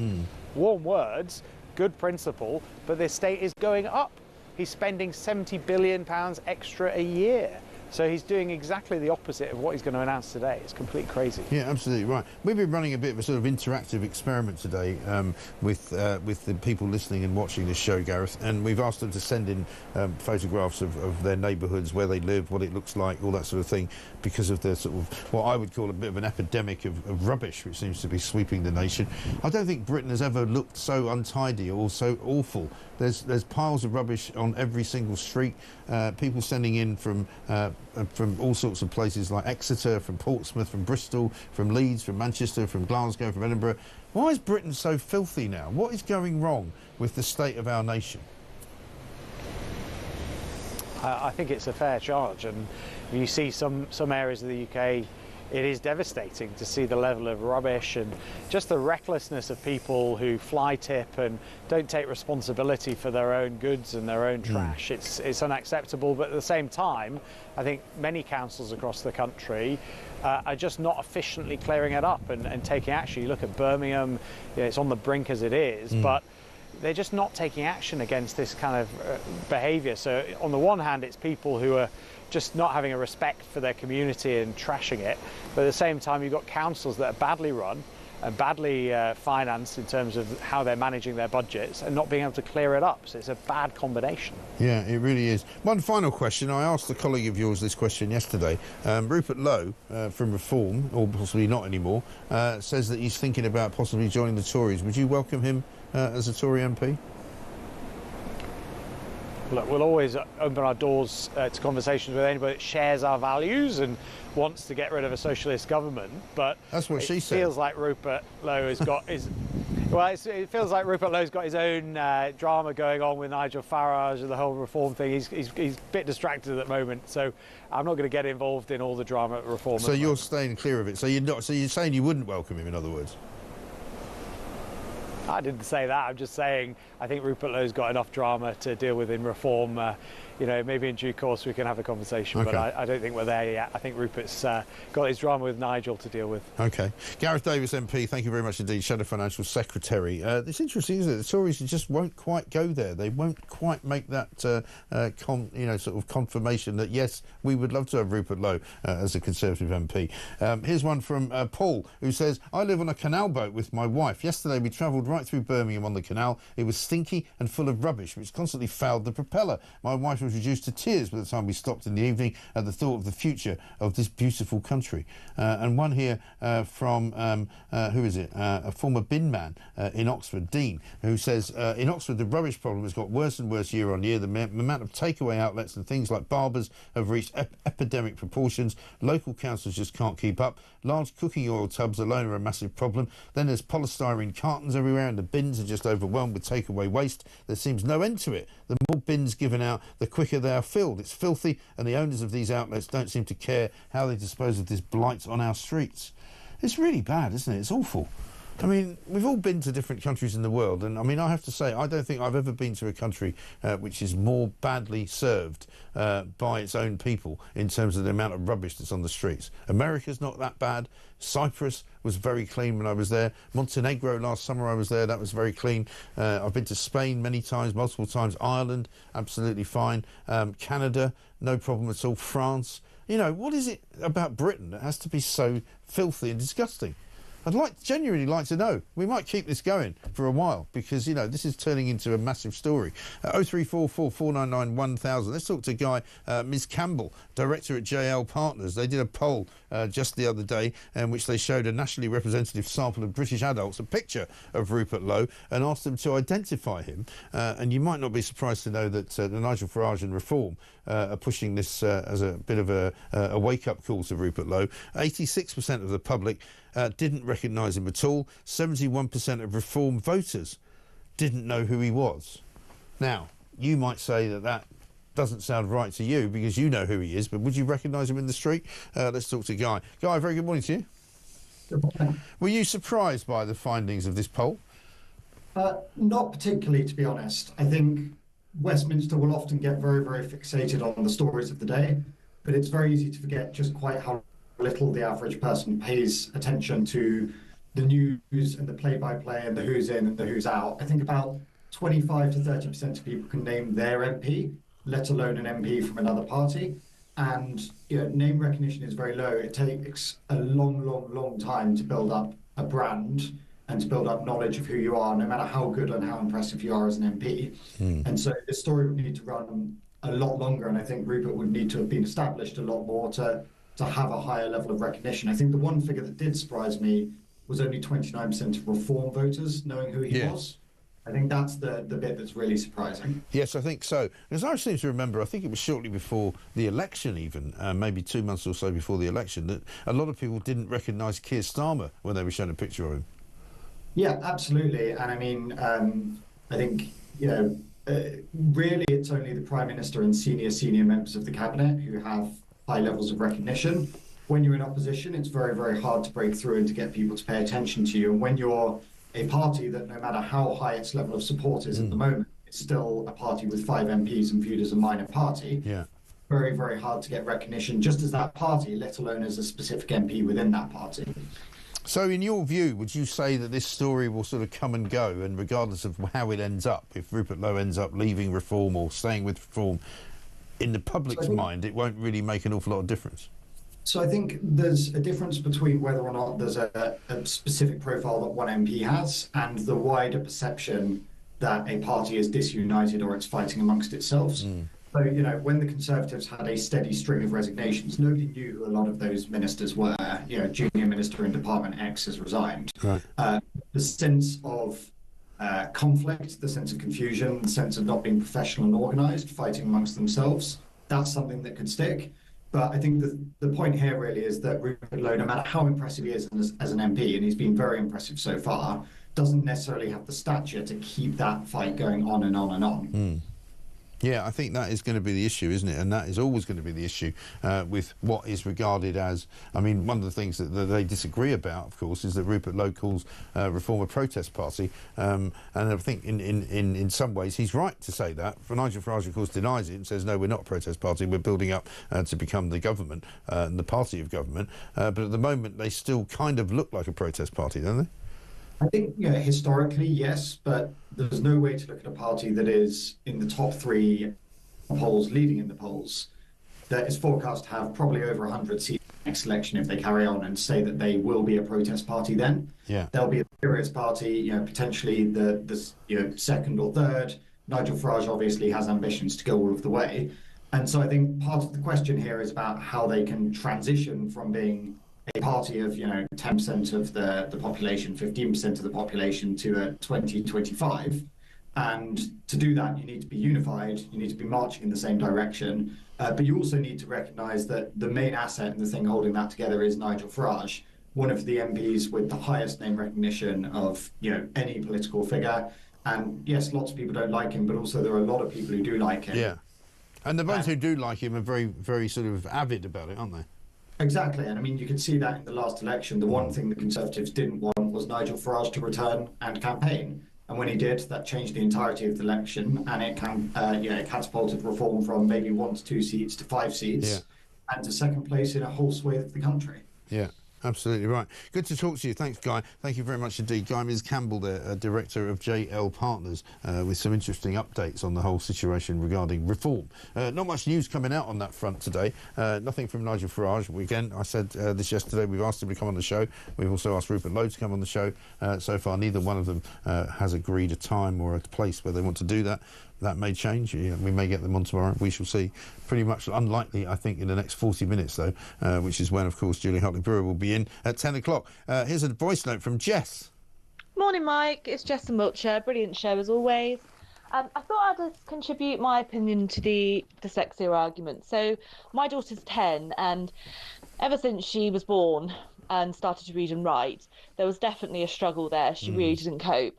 And the school put her forward for a diagnosis at the end of year 5 when she was 9, and came back with, definitely dyslexic. And all of the things they put in place have really, really helped her. And she's gone from a reading age of 4 to her actual reading age now. So it's definitely a thing.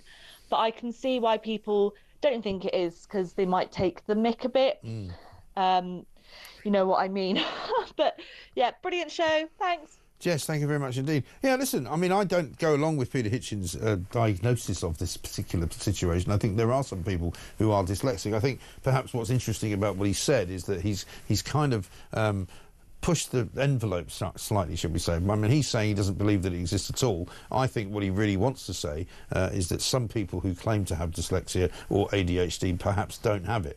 I don't think it's sensible to say it doesn't exist. You know, there's no evidence for it. I think it's sensible to take the view that actually, yeah, some people do struggle with their ability to read. Some people do struggle with ADHD, but not everybody who's currently on medication for it perhaps should be. I think that's a more intelligent conversation, really. One here from Jamie in Ascot. He says, dyslexia isn't about not being able to read. It's about the way your brain associates visual references, i.e. you may look at a 6 and it's a 9. I like Peter, but he needs to look into this a tad more. He will then realise he's totally wrong. Well, you know, you may well say that. Jamie, by all means, let us know if you want to call in, do so. Ian says, Mike, Ian from sunny Tenerife, no litter here, streets are spotless and no potholes either. Keep up the good work. And Stuart in Perthshire, morning, Mike, summer is coming, ? What is this strange word of which you speak? A mythical tale, methinks. Have a good day. Yeah. I mean, it's not looking very summery out there at the moment. It's not looking very warm out there at the moment either. But we shall do what we can to keep you cheered up. Absolutely right. Coming up, we're going to be talking about free speech because the government once again has kind of kiboshed what they were supposed to be doing. They were supposed to be helping the working people of this country, but the working people of this country are getting sick to death of the fact that they can't work and they're not being treated as people. They're actually being treated as absolute and utter drones. And apparently now what they want you to do is go to the pub and not say anything. Sit down, shut up, drink your beer and then go home. And don't drink too much of it either, because that would be irresponsible. And whatever you do, don't express any opinions, because you might get arrested by the bar staff. We'll find out what's going on. This is Talk.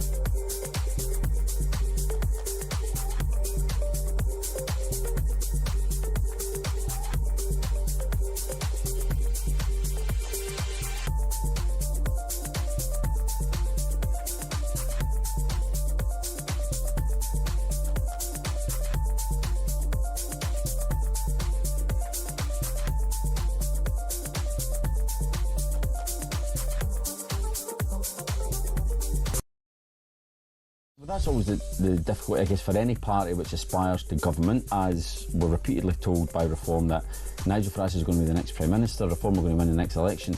Well, you can't just win the election by speaking to your own supporters. You have to have a broad appeal to former Labour voters, Tory voters. I think maybe Lib Dems and Greens are probably just a wee bit out of reach for Reform under any circumstances. But, you know, you can't just keep going to the right, to the right, to the right and appealing to a pretty narrow section of society, because you have to have a broader appeal.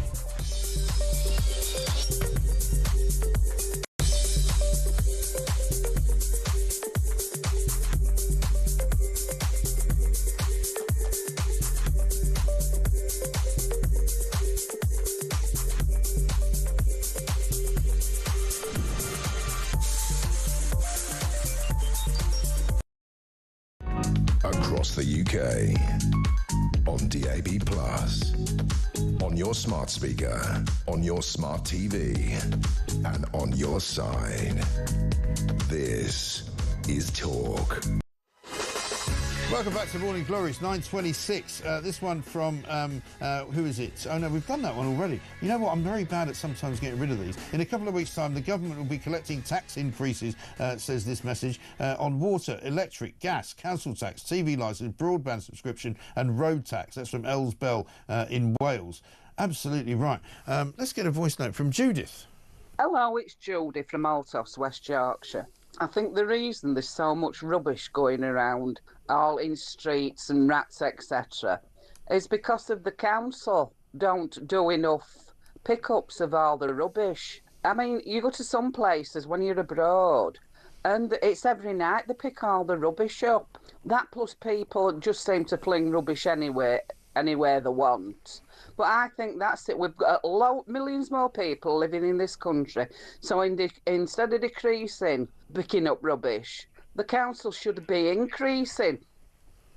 Yeah, I mean, I think you're right, Judith. There's no question. I mean, some people say, oh, yeah, the bin men are really good around here. They pick up all the rubbish. Yeah, but how come there's so many piles of rubbish that we're seeing all over the country? We're getting more pictures in from people. All of these are genuine pictures being sent in by people listening to this show and watching it. And look at the state of it. I mean, you know, you look at Hastings, for example, a place I know pretty well.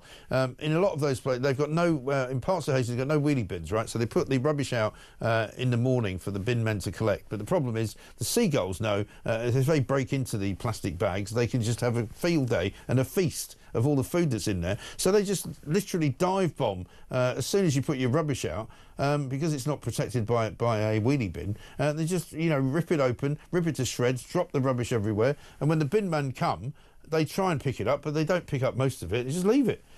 David says, this is Nottingham. Morning, Mike. There you go. Within 2 minutes of you talking about rubbish, on my way to work, a bus shelter with a dump bin bag on the seat in Nottingham. Disgusting. Oh, a bus shelter with a bin bag on the seat. I mean, what's going on? The state of Britain, I tell you what, is an absolute nightmare. Let's talk to Professor Eric Kaufman, a man who knows a thing or two about why our Western civilizations are in decline. He's professor of woke origins, University of Buckingham. Eric, very good morning to you. Good morning, Mike. Long time no see. Listen, we have to get you on more often. We've missed you. We will try. I miss being on. We'll try and fix that. I mean, fun enough, you know, we're going to talk about this new invasion of our free speech by the sort of employees' new rights rules that were passed in Parliament this week, which is going to mean possibly that if you're in a bar and you say something that the bartender doesn't like, you're going to be told you can't say it. But the general state of Britain, which is also subject we're doing today, in terms of the rubbish that's out there, in terms of the way that people talk to each other and treat each other, you know, we're not in a good place at the moment, are we? No, absolutely not. And I think this legislation just adds fuel to that fire because it promotes division and disorder. Really, that's what the bottom line here is, a kind of disorder. Right.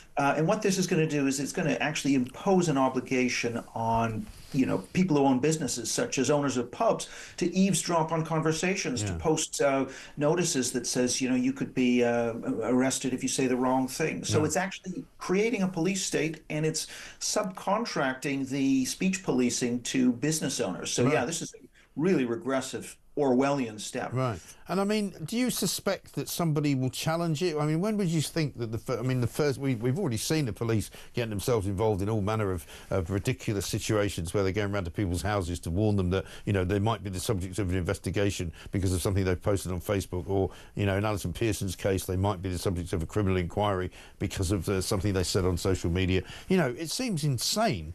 But I mean, how long before you think somebody is taken to court over something they've said in a pub? Well, I think you put your finger on it. It needs to be challenged. I think people like yourself, people on social media, people like the Free Speech Union, the newspapers have to make as much noise as possible, get the MPs, Reform, Tory, to attack this in Parliament. So the first time there is one of these egregious arrests for free speech, then that's going to be used to shame the government. So they can't get away with this. I mean, this is all animated really by the ideology of woke, which really means that members of historically marginalized race, gender, and sexual identity groups are sacred. So saying anything that might offend the most sensitive member of those groups leads you to be excommunicated. And that's the most important value in British society, as it is in other Western societies. And so free speech falls down the list. And that's all this is. is a suppressing of free speech in order to promote those woke values. Right. And I mean, do you think the police will sort of embrace this with some enthusiasm? Because no matter how many times they get told not to, to go around racing after people who may have committed a non-crime hate incident, no matter how many times they get told not to be so woke, they continue to be woke. They continue to seemingly enjoy it, and we always get told, oh, it's not their fault. It's the management in the police. Well, they must enjoy it because they keep doing it. I mean, my father used to say to me, don't judge people by what they say, judge them by what they do. Well, I think a lot of them will just obey orders and enjoy doing that. But I think beyond that, a lot of people are suckered in by the label on the tin that might say hate.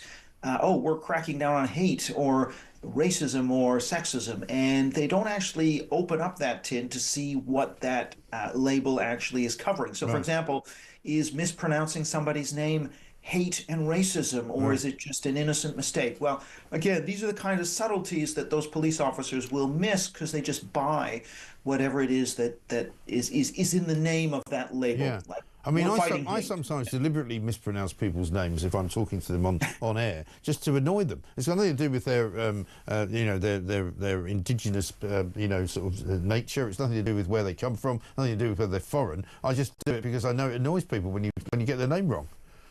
Well, yeah. I mean, my name's not easy to pronounce. But it's not a crime, is it? But we should be free to make mistakes. We should be free to hate. We should be free to do a bunch of things. That's part of the cut and thrust of a society, unless it meets a legal threshold of inciting violence or defamation. Right. Absolutely right. And there's already rules in place for that. So you don't need to put these extra kind of layers on, it seems to me, that the Labour Party seem obsessed with. This idea of free, this word that's crept into the language, that we have to sort of safeguard people all the time. And, there's a safeguarding officer for this and there's a safeguarding officer for that. And I don't know what it's like where you work, but it's probably the same here. I don't even know. But, I mean, there's probably a safeguarding officer standing outside wondering whether I'm going to commit a crime. But I don't know. But we don't need it. Well, this is kind of the sort of fragile snowflake society we've developed, this victimhood culture where people are always encouraged to go to the authorities, right? And so this idea of emotional harm protection or emotional safety, that's the buzzword in our therapeutic society. We must protect the emotional safety of historically marginalized groups, and that means we have to clamp down on your speech and we have to snoop on your speech. And that just shows you, and the Labour Party, of course, they've gone all in on, whether it's Islamophobia or online harms bills, non-crime hate incidents, they clearly prioritize this emotional safety agenda over free speech. Yes, and on that Islamophobia thing, are you concerned about trying to define that? That's the latest sort of Angela Rayner hobby horse, isn't it? Let's define Islamophobia so that we know exactly when you've been Islamophobic. As if, defining something is the answer to everything. Well, I mean, the problem is these are very nebulous and sweeping. The sweeping language in these laws allows activist judges, activist bureaucrats to interpret that in the most radically cultural left way. And so there's no real safeguard for our free speech rights once you allow these laws in. And that's why they shouldn't be allowed in. We've got laws against, incitement to violence, against defamation already on the books, and I agree with you. We definitely don't need these laws. Absolutely. Eric, good to talk to you. Thanks very much indeed. Professor Eric Kaufman, Professor of Woke Origins. I haven't pronounced his name wrongly because I like him. He's from the University of Buckingham. This from Jimmy, who says, rats everywhere with dirty neighbours. He's also sent a picture, all on benefits, smoking weed and drinking alcohol. These people have never worked a day in their lives. Jim's in Manchester, by the way. One here from Damon, who says, morning, Mike. Damon from Wigan. This is a side street near to my grandmother's home, and they've been left there for 4 weeks now, and he's basically shown a picture of just a load of horrible looking bin bags which are cluttering up the side of a parking area. Why aren't businesses refusing to pay their business rates if the council are failing to provide the services they're paying for, says Ian in overcharged Bristol? Good question. And one from Phil in Kent. I was driving through West Kingsdown in Kent the other day, and there was black bins all over the road, all opened with rubbish everywhere. It was disgusting. Bloody foxes. There's so much of this. Rushmore Borough Council, immigrant shops and flats. MPs Alex Baker from Labour refuses to answer my emails and blocks me from social media. incredible numbers of you are sending in pictures. I'm really grateful. We're going to do something with this. We have to turn it into some kind of mini documentary or something. One from Pete, who says, "Morning, Mike. I think Trump is clever. The Zelensky argument felt stage managed to me. He needed Putin not to feel isolated so he could bring him to the negotiating table. The beating Zelensky took would have made Putin feel Trump was more neutral. Very clever indeed." Yeah, I agree with that. Absolutely right. Don't tell Dan Hodges, though, whatever you do. Here's Anna on Free Speech. Hi, Mike. It's Anna from Kent here. Do you remember when Starmer went to the White House and he sat with Trump and he said, UK has always had free speech and always will have. Now, he said that in front of the whole world, so why can't we say what we want to say? Well, that's a very good point and very well remembered, Anna. And as you would expect, you know, with the incredible team we have here behind the glass, we've got that very clip. Have a look. Look, I said what I said, which is that we do have, of course, a special relationship with our friends in the UK and also with some of our European allies. But we also know that there have been infringements on free speech that actually affect not just the British. Of course, what the British do in their own country is up to them, but also affect American technology companies and, by extension, American citizens. We've had free speech for a very, very long time in the United Kingdom, and it will last for a very, very long time. Well, no, I mean, certainly we wouldn't want to reach across US citizens, and we don't, and that's absolutely right. But in relation to free speech in the UK, I'm very proud of our history there.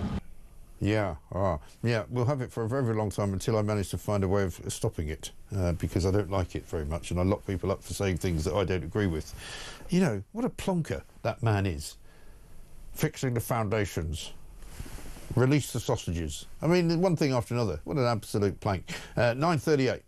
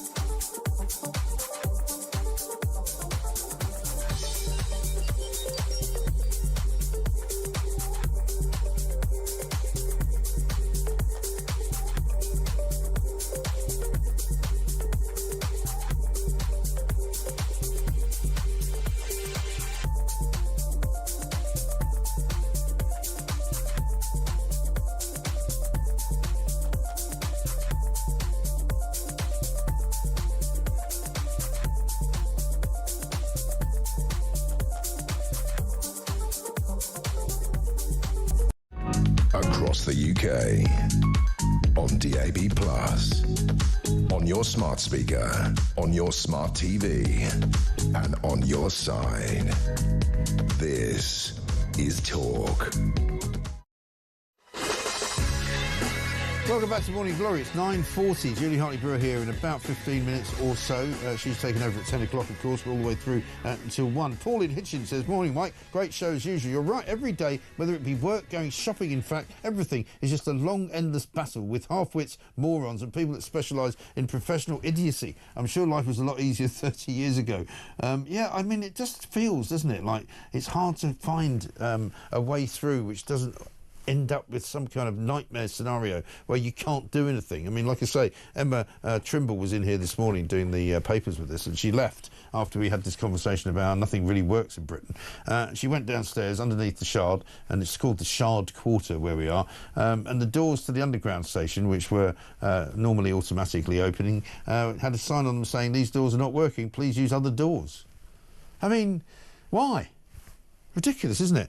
Ben Piles here, writer and co-founder of Climate Debate UK. Ben, a very good morning to you. Good morning, mate. Continuing with our theme of sort of hypocrisy, idiocy and nothing really working very well, I'm pleased to see it doesn't just apply to Britain. It now applies to Brazil, where apparently a new 4-lane highway has been built to cut through tens of thousands of acres of protected Amazon rainforest. Why? Because there's a COP30 climate summit coming. Yeah, that's right. It turns out that if you want to have international conferences where all the world's great big green big knobs are going to hang out, then you have to build a bypass so that they can all get to the conference centre from the nice parts of the city. Yes. To go and have a good old chinwag at the global taxpayers' expense. And of course, Brazilian cities are very often surrounded by virgin rainforest, and so the only way that conference can really take place is by cutting an 8-mile-long road through it. I mean, it does expose the hypocrisy of it, but it's just a bypass. I mean, we used to build bypasses all the time, and our deforestation of the UK began thousands and thousands of years ago. We like to think that deforestation is a thing of the modern era, of the industrial era, but actually most of it took place BC. But the peak level of deforestation in the UK happened in, I don't want to say this is a history lesson, but it happened in the 17th century, and then it turned out we nearly ran out of trees, in fact, and that's when the use of coal was invented. And so what I would like the people who are going to these conferences to understand is just that lesson. Coal saved the trees. We started burning coal, so we stopped chopping down trees to make things and use for energy. Oil turned up a couple of centuries later, and that saved the whales, which is what we used I used to like using a word which describes what we did over the course of centuries, called progress. You know, we became civilised as a result of the discovery of oil, as a result of the discovery of coal. We were able to heat our homes. We were able to propel machinery and move it from one place to another, which we couldn't do before. You know, we didn't have to drag ourselves, around the world without any kind of propulsion at all. You know, and these idiots want to take us back to the Stone Age, practically, where we can't have anything like that, and where we can only burn something that we would otherwise be eating. Well, that's right, yeah. And the third fuel that turned up was natural gas. And natural gas has saved the human. But natural gas isn't just the way we heat our home. It's the main ingredient of fertilizer, which increases the production of food on land. Right. And what that has meant is that the agricultural the footprint of farms throughout the world has shrunk.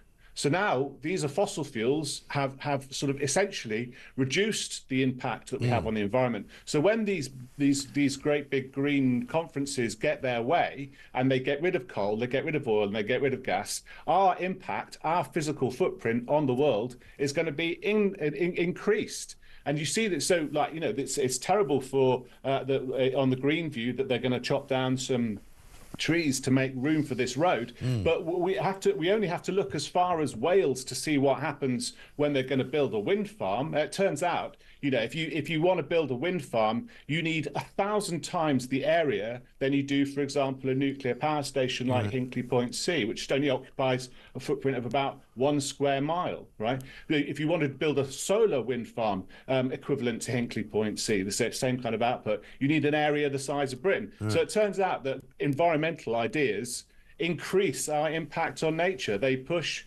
nature further into into the they just displace it. And completely. also these people, these hypocrites, never talk about the cost to the environment of producing a wind farm, a windmill, if you like. The fact that they now say they want to paint them black in order to stop them killing so many birds. The fact that they deteriorate over time and wouldn't last probably more than about 15 years because of the damage which is done to their just when they operate, and the fact that you can't really do much with them in terms of recycling them when they're finished. Yeah, and you have to chop down balsa wood, which I believe comes from the Amazon, to make they are the skeleton for the turbine blades. Right. And then of course in Scotland, famously, they've had to chop down millions of trees to make room for the wind farms on the top of hills. Right. So yeah, they're just swapping one problem for a bigger problem. Exactly. Where the Industrial Revolution was supposed to swap big problems for smaller problems. Yeah, and COP30, sort of, it does what it says on the tin, doesn't it? There's a reason why they haven't been successful in what they do, because they've had 30 of these meetings, and they still claim that the world is dying, and if we don't stop soon, we're going to, end up, parachuting off the planet to go and live somewhere else. Well, if there was any truth to what they were saying, surely we'd see the evidence of it, and we don't see the evidence of it. Well, I think the rule there is, or the lesson there is, saving the environment isn't about the environment, it turns out. These are conferences to basically acquire power and money, to take power away from democratic governments, from us, basically, and to sort of protect interests in these new global political organizations. In which there is an awful lot of money. I mean, the one thing you can know for sure about all these climate nutters is they're all making a very, very tidy income from it. I was looking into the Climate Change Committee the other day, and the numbers of people on that Climate Change Committee and the qualifications they have to be on them is a joke. It's completely laughable, and it's a government-funded organisation, i.e., we the taxpayer are paying for it.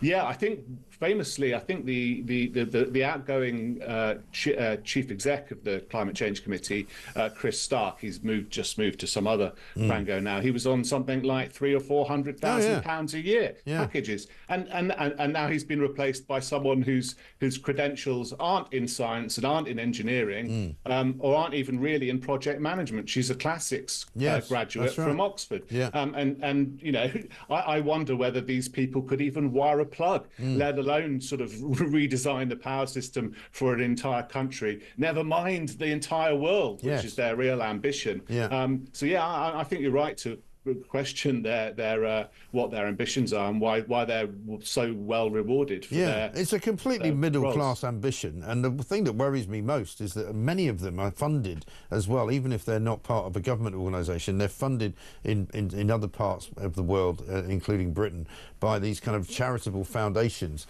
set up mostly in America or Canada, where people have got billions and billions of dollars to give away, and they're sort of funding everything from Just Stop Oil to Greta Thunberg to who knows, Greenpeace, probably Extinction Rebellion as well. They're all in receipt of all of this free money that they get from these idiots who believe that they're doing the right thing.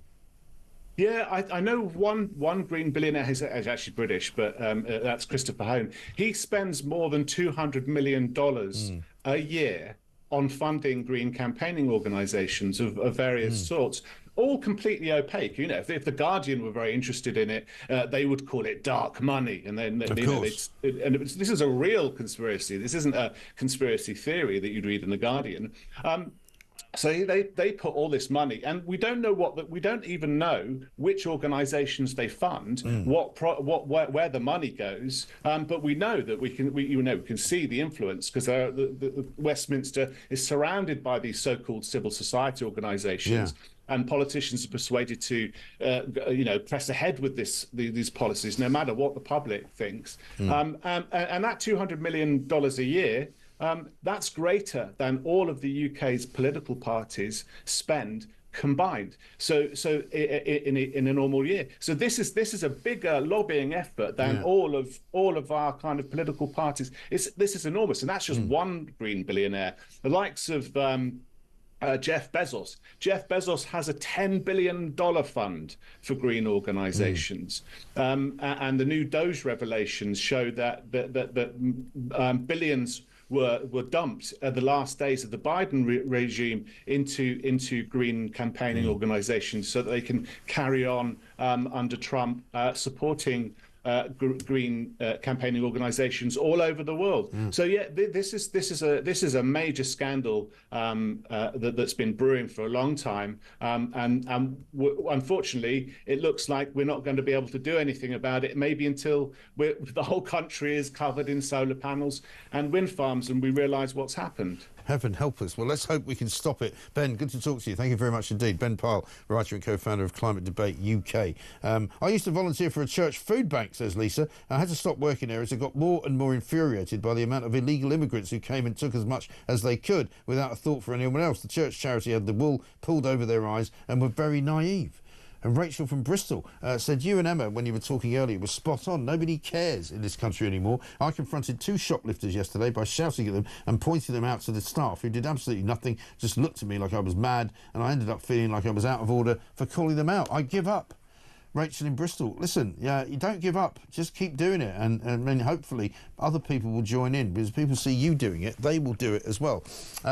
Just wondering, by the way, before we take a voice note from Ray, has Jonathan Reynolds said anything lately? I made a reference to my experience of using our local transport system in Greater Manchester when I worked as a solicitor in Manchester city centre. I should have made clear that specifically, Madam Deputy Speaker, that was a reference at the time to being a trainee solicitor. I would like to formally correct the record. I would like to formally correct the record. Massimo from Great Bowden says, morning show, morning Mike, great show so far. Jonathan Reynolds, what an absolute plank. What is the point of Parliament if MPs can just correct the House and not even be held to account? Rachel Reeves lies on her CV and has tanked the economy, no consequences. Reynolds lied on his CV, no consequences. Keir Starmer keeps saying there's a £22 billion black hole when we know it's a barefaced lie, no consequences. It's an utter farce. Anyway, rant over. Have a great day. Here's Ray. Morning, Mike. Great show as usual. Regarding the state of this country, don't you think that the fact that local authority tips now have to have an appointment to go and empty rubbish is helping? Surely, if they were open like they used to be when I was a kid, you'd be able to tip your rubbish anytime you want. Exactly right. I don't know what's going on. Why are they suddenly asking for you to make an appointment? Why are they suddenly asking for you to get a licence to print out so that they can look at it and go, oh, yeah, you can go and dump your household rubbish over there. Oh, we've got some old electrical goods, yeah, put them over there. You have to pay a permit for some reason to do it. It's ridiculous. It's absolutely mad. Morning, Mike. Great show, says Lynn in the West Midlands. I live in Birmingham and the rubbish is everywhere. Make of that what you will. The roads are full of potholes. They're getting bigger by the day. But don't worry, the council sent 5 men to plant 2 new small trees. What a great place to live. And one from Gwar in North Wales who says, that lady guest you had in this morning was a breath of fresh air, talking a lot of common sense. At the home of common sense, we need to see her more often. Well, that's Emma Trimble, sorry, I should say. And we will be seeing her more often, I hope. I think she's coming in next week as well. It's 9:54. See you in a minute.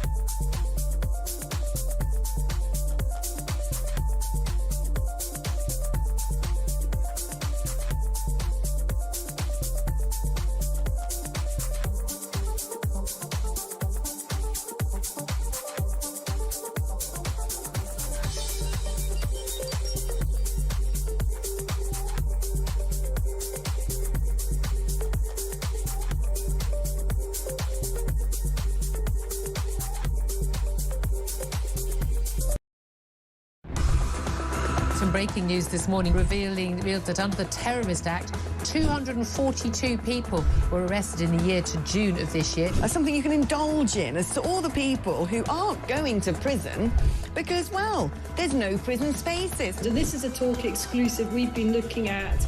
I said, you take these cuffs off me and speak to me like a human being rather than a common criminal. You're just left wondering, do these people who lead us actually hate Britain? Yeah. Do they not love our country and everything that we've stood for?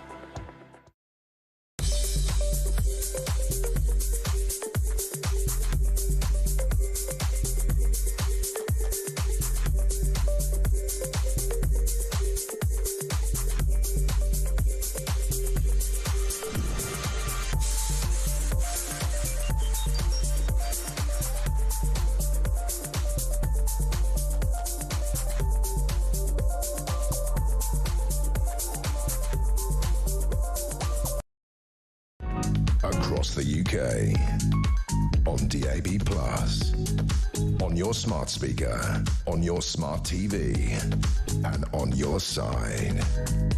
This is Talk.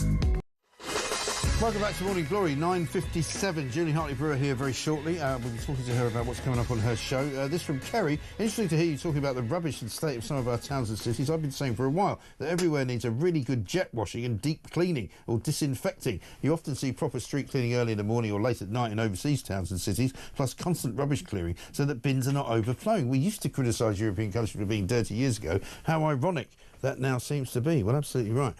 Julia's here. Very good morning to you. With them on that, absolutely. My local area, I just can't. I've got. It's just awful, isn't it? I mean, the littering's bad enough. Just the general stuff, but it just all sits around. Yeah. People leave their bins out for ages. I do not know how people in Birmingham are coping. People have sent us pictures today from all over the country: Doncaster, Leeds, Bristol, Exeter. Just piles of rubbish. Also, people are paying more and more for their council tax. It's basically the one service that everyone needs every week.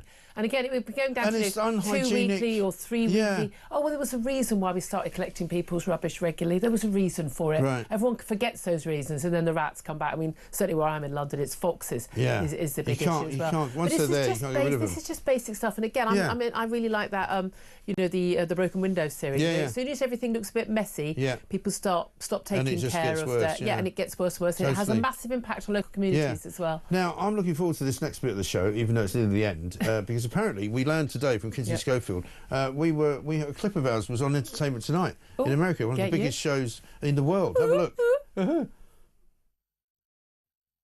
This feels like a new chapter that I'm so excited that I get to share. Her new lifestyle show, With Love, Megan.